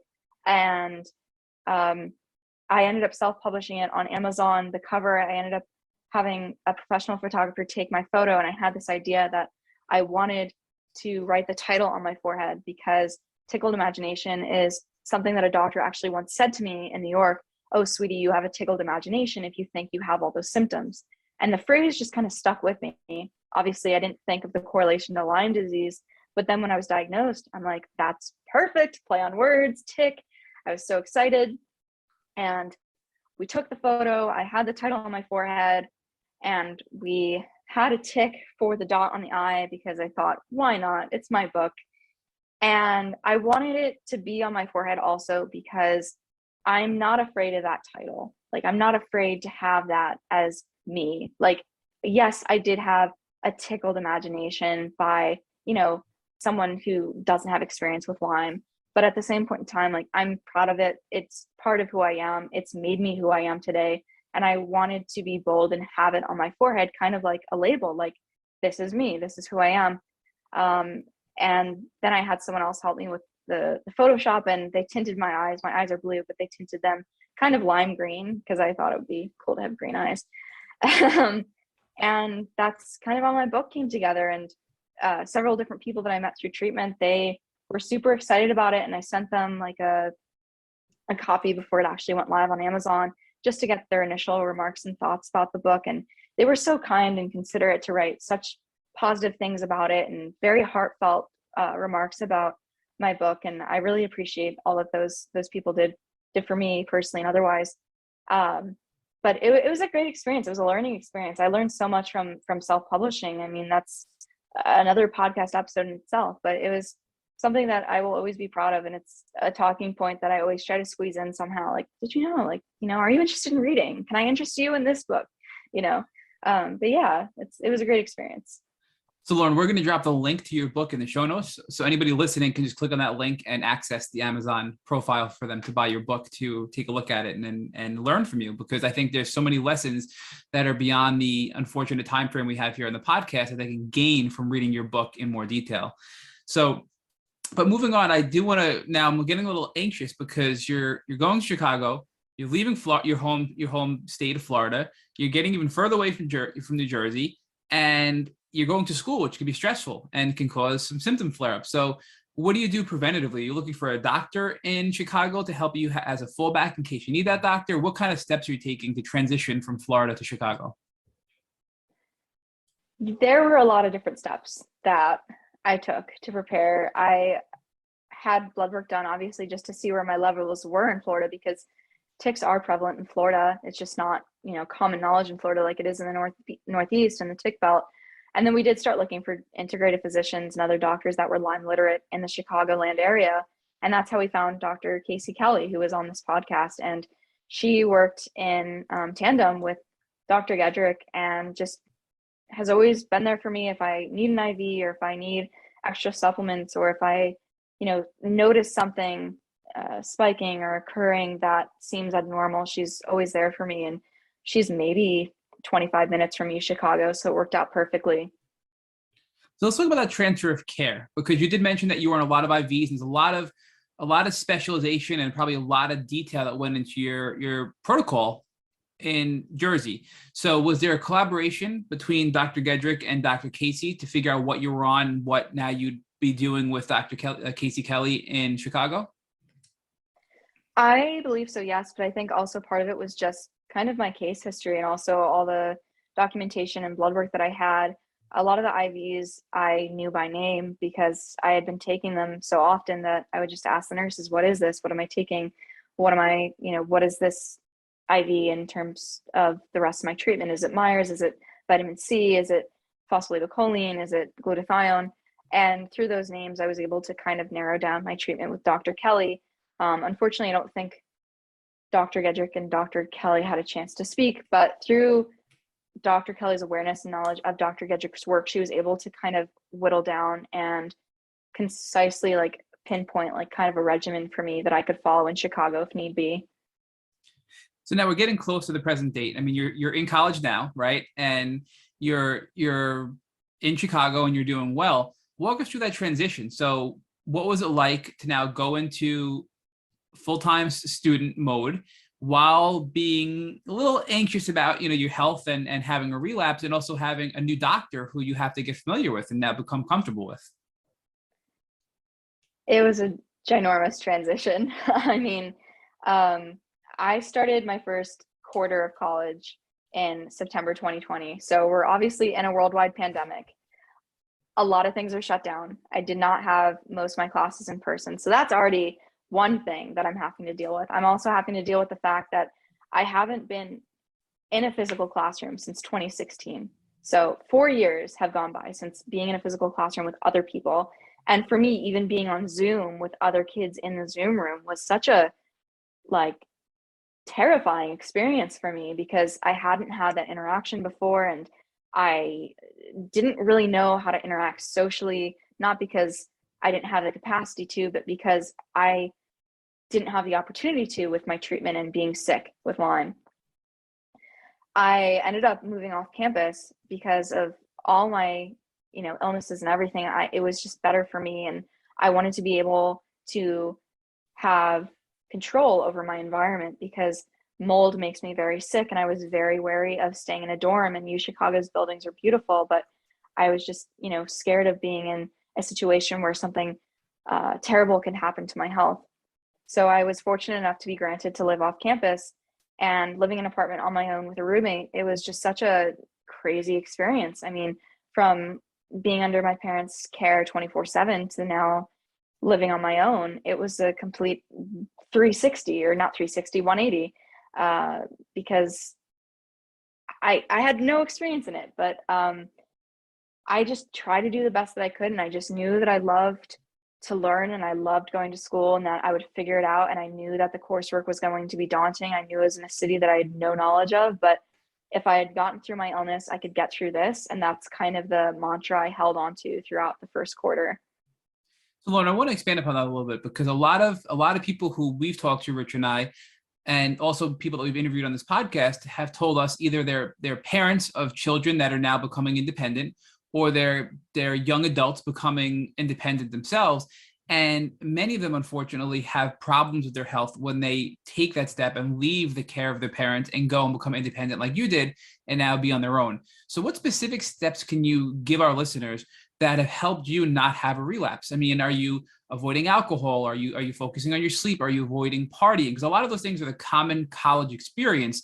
But I know in many cases we have to try to avoid those things to not have a negative impact on our immune system and our health and have a setback. So what specific advice can you give people that are listening that has helped you not get sick, even though you went through this major change from being taken care of by your parents to now being completely independent and on your own? That's a great question. Or statement. I should say that the first thing that helped me tremendously is my psychologist, who I still see to this day. Her support, emotionally, mentally, otherwise, is kind of what instilled the confidence in me that I knew I could do it, that I could be successful in college even after everything that I endured. And without her support, I don't know where I would be. So I just want to say that if you have a support team around you, a good psychologist, or even a parent or a friend, that's crucial. The other thing that I will say is, ironically enough, while going through Lyme, I did find out that I was allergic to alcohol, like very severely. It's just one of those rare allergies that people can have through going through chronic illness. And even in high concentrations, I have respiratory issues where it's very hard for me to breathe. So I knew going into college, I would have to stay away from partying. And personally, that's just not who I am. I've never been a party person. So it wasn't difficult for me, but I know as a young person going to college for the first time, partying and going out with friends, that's something that I look forward to. And for me, I just knew that I had to do whatever I could to protect myself. And that meant straying away from social situations that could put me in the position where I would have the possibility of relapsing or having certain symptoms. So I didn't, I don't go to parties. I don't go to a lot of social events. I work at a lab because that's something I'm very interested in. And I found other people like me who are interested in psychological research. And you make friends in your classes. I think that isn't said a lot, but you don't have to make friends just by partying or going out. You can still make friends in classes and study groups. It's not all about, the social life of drinking, of, staying out until 2 a.m. I'm usually asleep by 11. So that's just not my speed. I'd say the other thing I'd recommend is just getting a lot of sleep. Sleep is so important. I know a lot of college kids they have very late schedules. They don't go to sleep until 2 or 3 a.m. And I understand that as someone who is in college myself, but you need to prioritize sleep. Sleep is everything. And yes, your midterm may be tomorrow. And yes, you may have an assignment due in 2 days. It's worth 30% of your grade. But in the grand scheme of things, nothing is more important than your health. And if you don't have your health, you have nothing. So 30% of your grade means nothing. So that's how I try and frame things, because college students especially get themselves so wrapped up in this bubble that I have to do well. I have to do well. If I don't do well, let me just sacrifice a few nights of sleep. It'll be fine. Like, I'll catch up on it. But the reality is you never catch up on sleep. So it's something that's very important. The last thing I'll say is that you should really be careful of your diet. In college, kids tend to just eat whatever they want because why not? I mean, you can eat whatever you want when you want. And as someone who's grown up with food allergies, I've known that I have to be very careful with what I eat in order to feel well. And so the last thing that I would recommend is just being very careful what you're fueling your body with, not ingesting a lot of caffeine because that can trigger a lot of symptoms in people that I know, not ingesting a lot of sugar, just being very careful of the sources of your food too, and making sure you're trying to eat as cleanly as possible. Obviously, having a cheat day once in a while or once a week is fine and it's great for the soul. But yeah, I'd say food is a major component that isn't talked about enough. So Lauren, you have your life back, right? And what I find very interesting about your story is, although you have your life back, you're still taking steps to keep yourself healthy. And I think a mistake many of us make is when we start to make improvements, we start to get a little lax and we say, okay, I'll start eating those foods. I'll start staying up late. I'll start doing this. And then we have setbacks. So what drives you and what has motivated you to continue on with this really uber healthy lifestyle despite being so healthy now? I think part of it is just, trial and error, but also failure. I had my first quarter of college, I had the only in-person class the entire year, and it was an 8 a.m. calculus class, which I regret taking an 8 a.m. class in college. To anyone that's going to college, do not take an 8 a.m. class. You will regret it. And I just remember so many nights beforehand just not being able to fall asleep until 1 or 2 a.m. and then having to get up for this class at 8 a.m. And by the end of the quarter, I was exhausted. I had brain fog. I had high anxiety. I was starting to notice that I was getting very paranoid again. I was going into winter, so I knew the cold was going to affect my joints, but I felt frozen. Like I would wake up and feel that I was unable to move my joints. And I just knew in that instant, okay, like you're doing something wrong. And so I examined my schedule, I examined everything that I was eating, everything that I was doing. And I realized I can't sustain myself, my academic schedule on 3 to 4 hours of sleep. That's impossible and just unhealthy for anyone, regardless of chronic illness or not. So going into the next quarter, I made it a priority that, I would get at least 8 hours of sleep. For me personally, I need 9 hours to function well. But, I needed 8 hours of sleep to make sure that I could, stay on top of things and not have that relapse. Because I think subconsciously there's just something in my brain that whenever I start experiencing those symptoms, I think of the trauma that I went through, and I don't want to relive that. Like I'm doing everything in my power to not have to relive that trauma.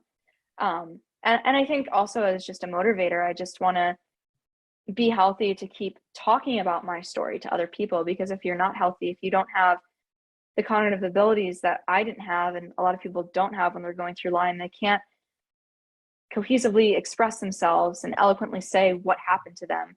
And that's kind of when we get the doctors that are saying, oh, it's in your head, because they can't understand you. But when you're, clear-minded and able to talk about what happened, I think that's just so important. And so I think part of it too is I never want to lose my voice. And so I'm just very cautious with what I do. So it's really interesting. So one of the motivators of you staying healthy and continuing to live this uber healthy lifestyle is you want to be able to help other people and continue to advocate in the community that you were failed in. Yes. Yeah, absolutely. So now walk us through, so it sounds like you've been in Chicago for a little over a year, which brings us to the present date, and in school there and doing very well, clearly. Now, I want to learn more about Dr. Casey Kelly, because Rich and I are huge fans of her. She's the top Lyme related doctor we recommend to essentially everybody on social media and in person. And, what was that like to transition with her? What was that experience like going to Dr. Casey Kelly after having this one doctor who you found finally saved your life? She saved your life, and now you had to move away from her. So, was that a hard adjustment? And how did you lean on Dr. Kelly when you needed to, when you were having these stressors at college? At first, I was very cautious because I didn't know her, and Dr. Gedroic didn't know her. But Dr. Kelly knew Dr. Gedroic, so she wasn't Dr. Gedroic recommended. So I was starting to freak out a bit, like, oh my gosh, is this going to be, similar to a past experience? And I had grown confidence over the year and just being healthy and knowing that, what, if she doesn't respect or understand where I came from in my journey, like, we will find someone else. Like, it's okay. But our first video session went terrific. She was really understanding. She was very impressed with everything that I did. And to this day, like, I think it's just because I just did everything that I could to survive. I don't give as much credit as I should to my accomplishments. And so the entire time she was just like, you should be so proud of yourself. And I think hearing that from such a renowned physician that I should be proud of myself was just so inspiring for me, I guess, to hear that from someone. I mean, Dr. Gedroic said that as well, but to hear it from another physician that Dr. Gedroic didn't recommend was just, it was very heartwarming to me. And she was very open to my treatment and discussing it. And during the winter quarter of my first year, I started to notice a lot of anxiety and not seeing the hallucination, but seeing the face of the hallucination pop up. And I think it was stress related and changing environments. And Chicago winters are not like the Northeast winter. News alert for anyone. And having to deal with that along with the symptoms of a chronic illness like joint pain, it was just a lot for me to try and do on my own. And I noticed a lot of symptoms coming back, and that's when I went to get IVs, not to mention the pandemic going on and raging. So I wanted to protect myself. So I went back and had several different IVs, and it was a great experience. And I think I have an appointment with her next Friday actually to talk about this quarter. But she's been extremely helpful with college and everything. She's always there when I need her. And I haven't been there for treatment in a little bit just because, knock on wood, I've been stable and healthy. I haven't needed her, but she is also a godsend. We agree. And Rich and I have interviewed almost 250 people on this podcast that suffer from chronic Lyme disease. And we want to confidently tell you and very strongly tell you, you should be proud of yourself. There's no doubt about that. You are where you are today because of your determination and your perseverance. And the fact that you're still doing so well now that you're independent is proof positive that you're the reason you are where you are today. So just don't forget that you should really be proud of yourself and where you are and how sick you were and how strong you had to have been to get to where you are today. So just don't lose sight of that. And the final question I do want to ask you before Rich picks up again is, looking back at your whole journey, if you had to give one tip to somebody who you ran into in the grocery store and they said to you, oh my goodness, I'm suffering from chronic Lyme disease too, what would that one piece of advice you would give to that person? What would that be? Oh my gosh, you're limiting me to one piece of advice? That's tough. Wow, one piece of advice. There's so much. Well, obviously, the first thing I'd say is I try to help the person find a Lyme literate doctor. I mean, it really starts with your physician. If you don't have the right physician, you're not going to get well. It's that simple. If you don't have someone who understands the complexity of chronic Lyme and the complexity of parasites and toxic metals and mold poisoning, you're not going to get well. They need to be well versed in that. I think also too is just, unfortunately, just doing a lot of reading. Like, Google is helpful in Lyme disease, and that's why there's a lot of naysayers in Lyme, because you really do have to educate yourself on the subject. And if you educate yourself, I feel like knowledge is power. And sometimes if you have that knowledge, you can harness some of that information and reduce the paranoia or anxiety that you might face. But the first thing that I would do is help that person find a Lyme literate physician and get them tested, have blood work done, and then start from square one in terms of what's needed for treatment to make sure that they curtail any major symptoms. So Lauren, earlier in this podcast, you and I did some hating together, right? We talked about the doctor who told you were going to be sick and beyond diagnosis for the rest of your life, and we said we hate her, right? Yeah, we hate her. Yeah. And I don't know how you feel about your shaman, but quite frankly, I didn't really like the shaman's work with you either. So I said I hate her, right?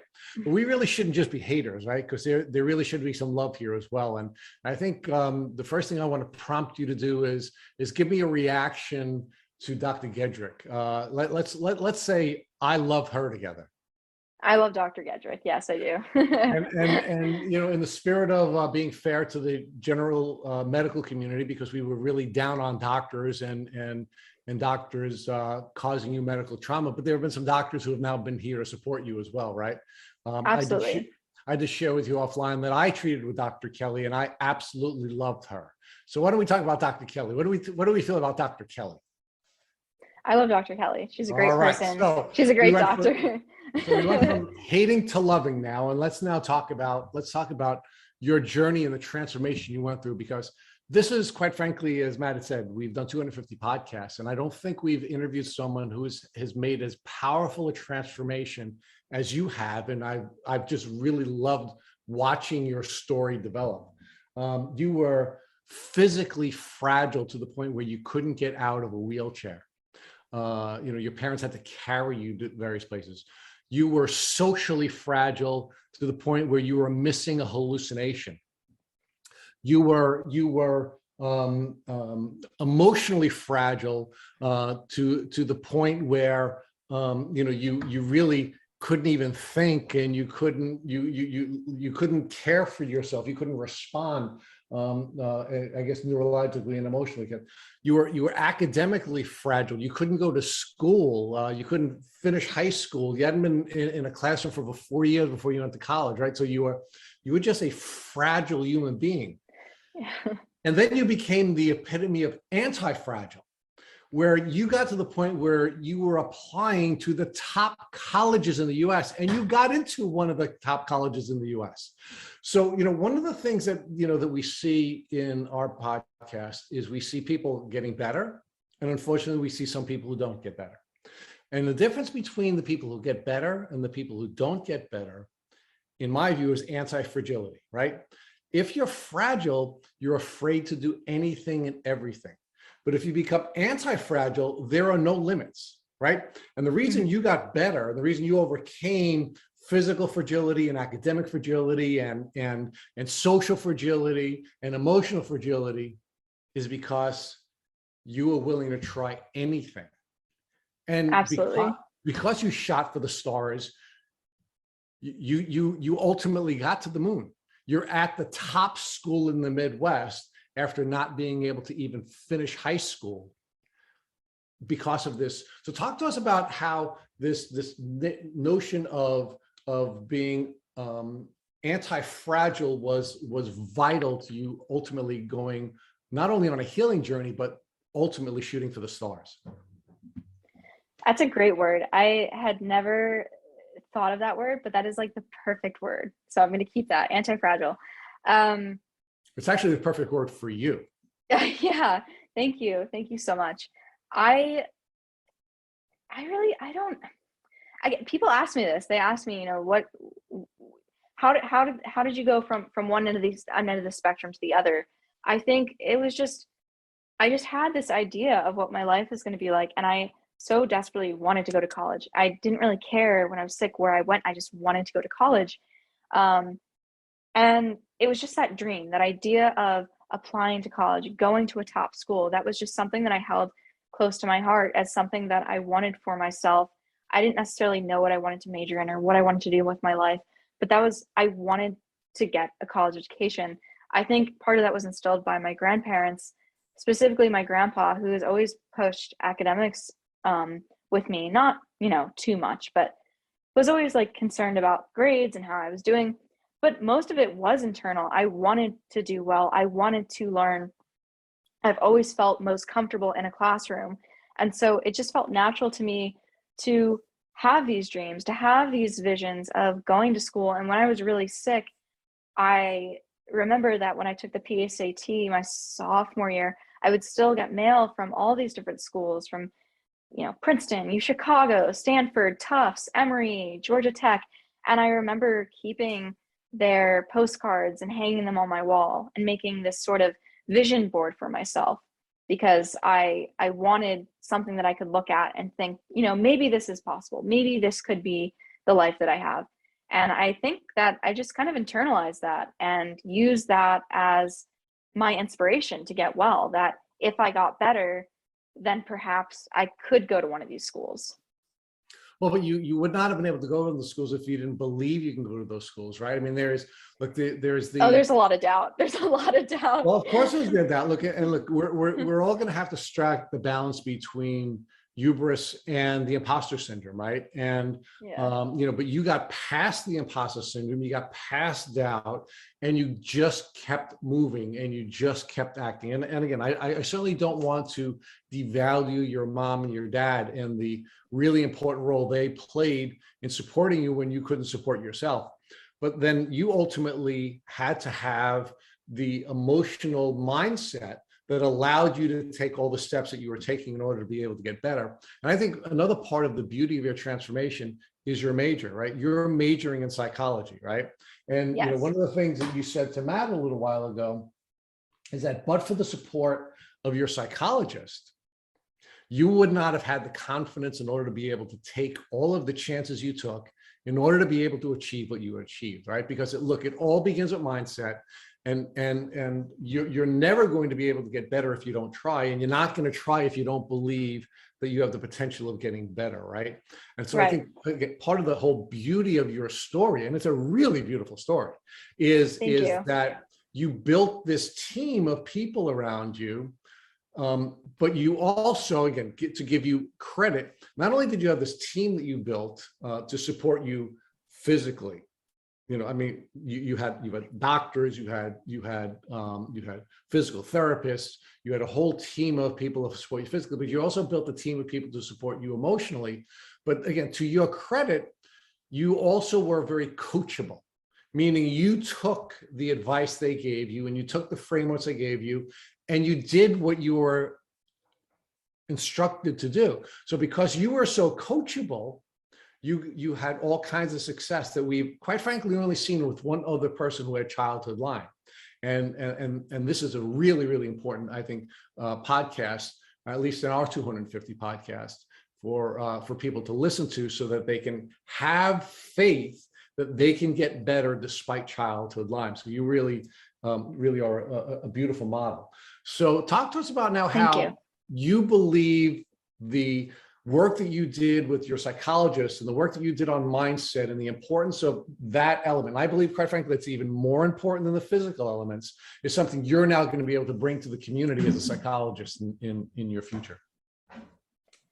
Yeah, that is a huge portion of my healing was mindset and just unloading all the trauma that I went through. I mean, there was just so much that I endured. And when you have neurological Lyme and you're neurologically impaired, you're not processing how much trauma you're exposed to in the medical community and otherwise, whether it be familial trauma, if your parents don't understand you, it goes on and on and on. So the first thing that we did was kind of unpack the trauma, because I was left, when I started my work with my psychologist, I was left in this state where I was in shock. I didn't understand how I was at point A as a golfer, a student athlete in high school, and then fast forward now 2 years later, I'm here. I didn't understand everything that happened, and I didn't understand why I had the insecurities that I had and why I had the fear that I had of people. And so we kind of peeled back the layers like an onion, is the metaphor my psychologist always uses. And we found the root cause of what was causing all these mental hurdles for me.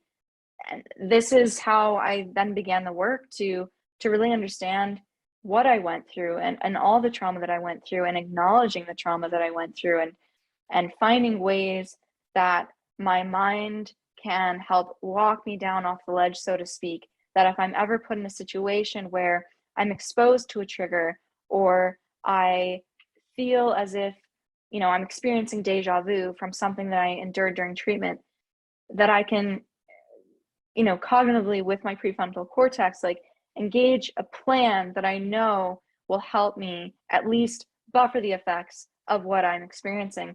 Obviously, I'm not going to be bulletproof, and things, to this day still affect me with talking about my experience, because I'm 21. I haven't lived that long. In the grand scheme of things, 2 years ago is not that long ago in my life.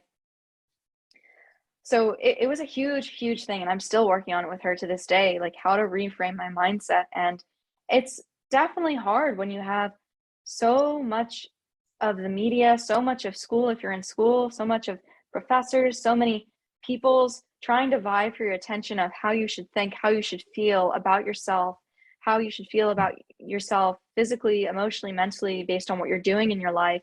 It's very easy to get caught up in this sense that you are not enough, you are not doing enough. Your story, even though you overcame all of this, you are not enough. And it was just a lot of work that I continually still have to do about mindset and shifting gears, shifting perspectives. And I think the reason that I have ease in doing that is because of the hallucination I had. I'm able to shift perspective because there was a period of time where I was in reality, but I wasn't, because he wasn't real. So I find it easy to switch from one moment in time to another because it was common nature in what I did with my illness. And obviously it's very difficult for someone who hasn't experienced Lyme or hasn't experienced hallucinations.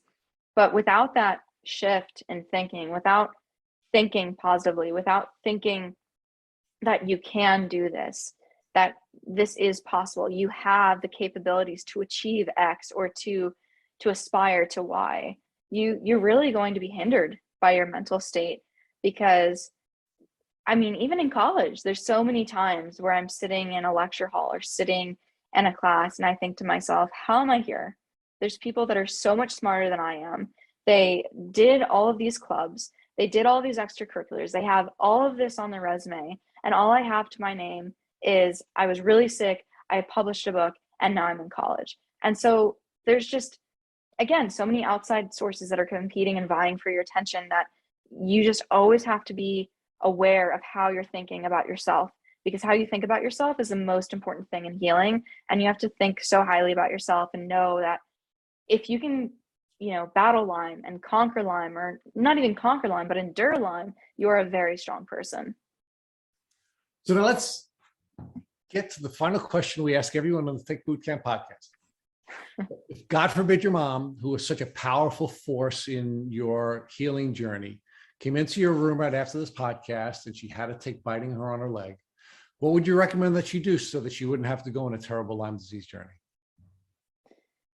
I would take her probably immediately to Dr. Gedroic and have her blood tested, because I would want to make sure that everything's okay. And she was in fact tested when I was sick, but obviously things can change in an instant. But the first thing I would do is, again, get her to a Lyme literate doctor, have a panel of blood work done, and then create a plan based on those results. I wouldn't freak out, because as I've learned from my psychologist, that panicking in a time that is an emergency or a dire situation does nothing but add more stress. So I wouldn't panic. Even though panic would be in my system, I wouldn't panic. I would subdue the panic and just try and react by thinking rather than reacting. Lauren Kingsley, always the psychologist and always making sure that her mindset is proper so that she can heal and act appropriately. I can't thank you enough for being on the Tick Bootcamp podcast, Lauren. Thank you so much for having me. It was a great discussion. Thank you for listening to the Tick Bootcamp interview with our guest, Lauren Kingsley.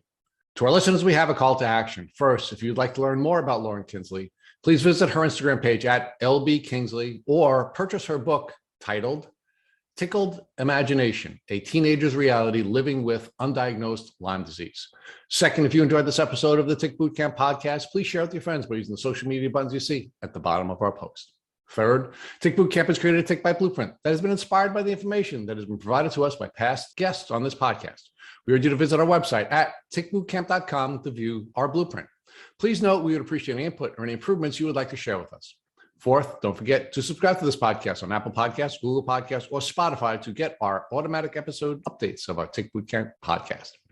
And finally, we thank you, our community, for your comments on our past podcast episodes. Please take a minute to leave us an honest review on iTunes, on Instagram, or on our website. We make it a point to read every single one of the reviews we get. Thank you, as always, for listening.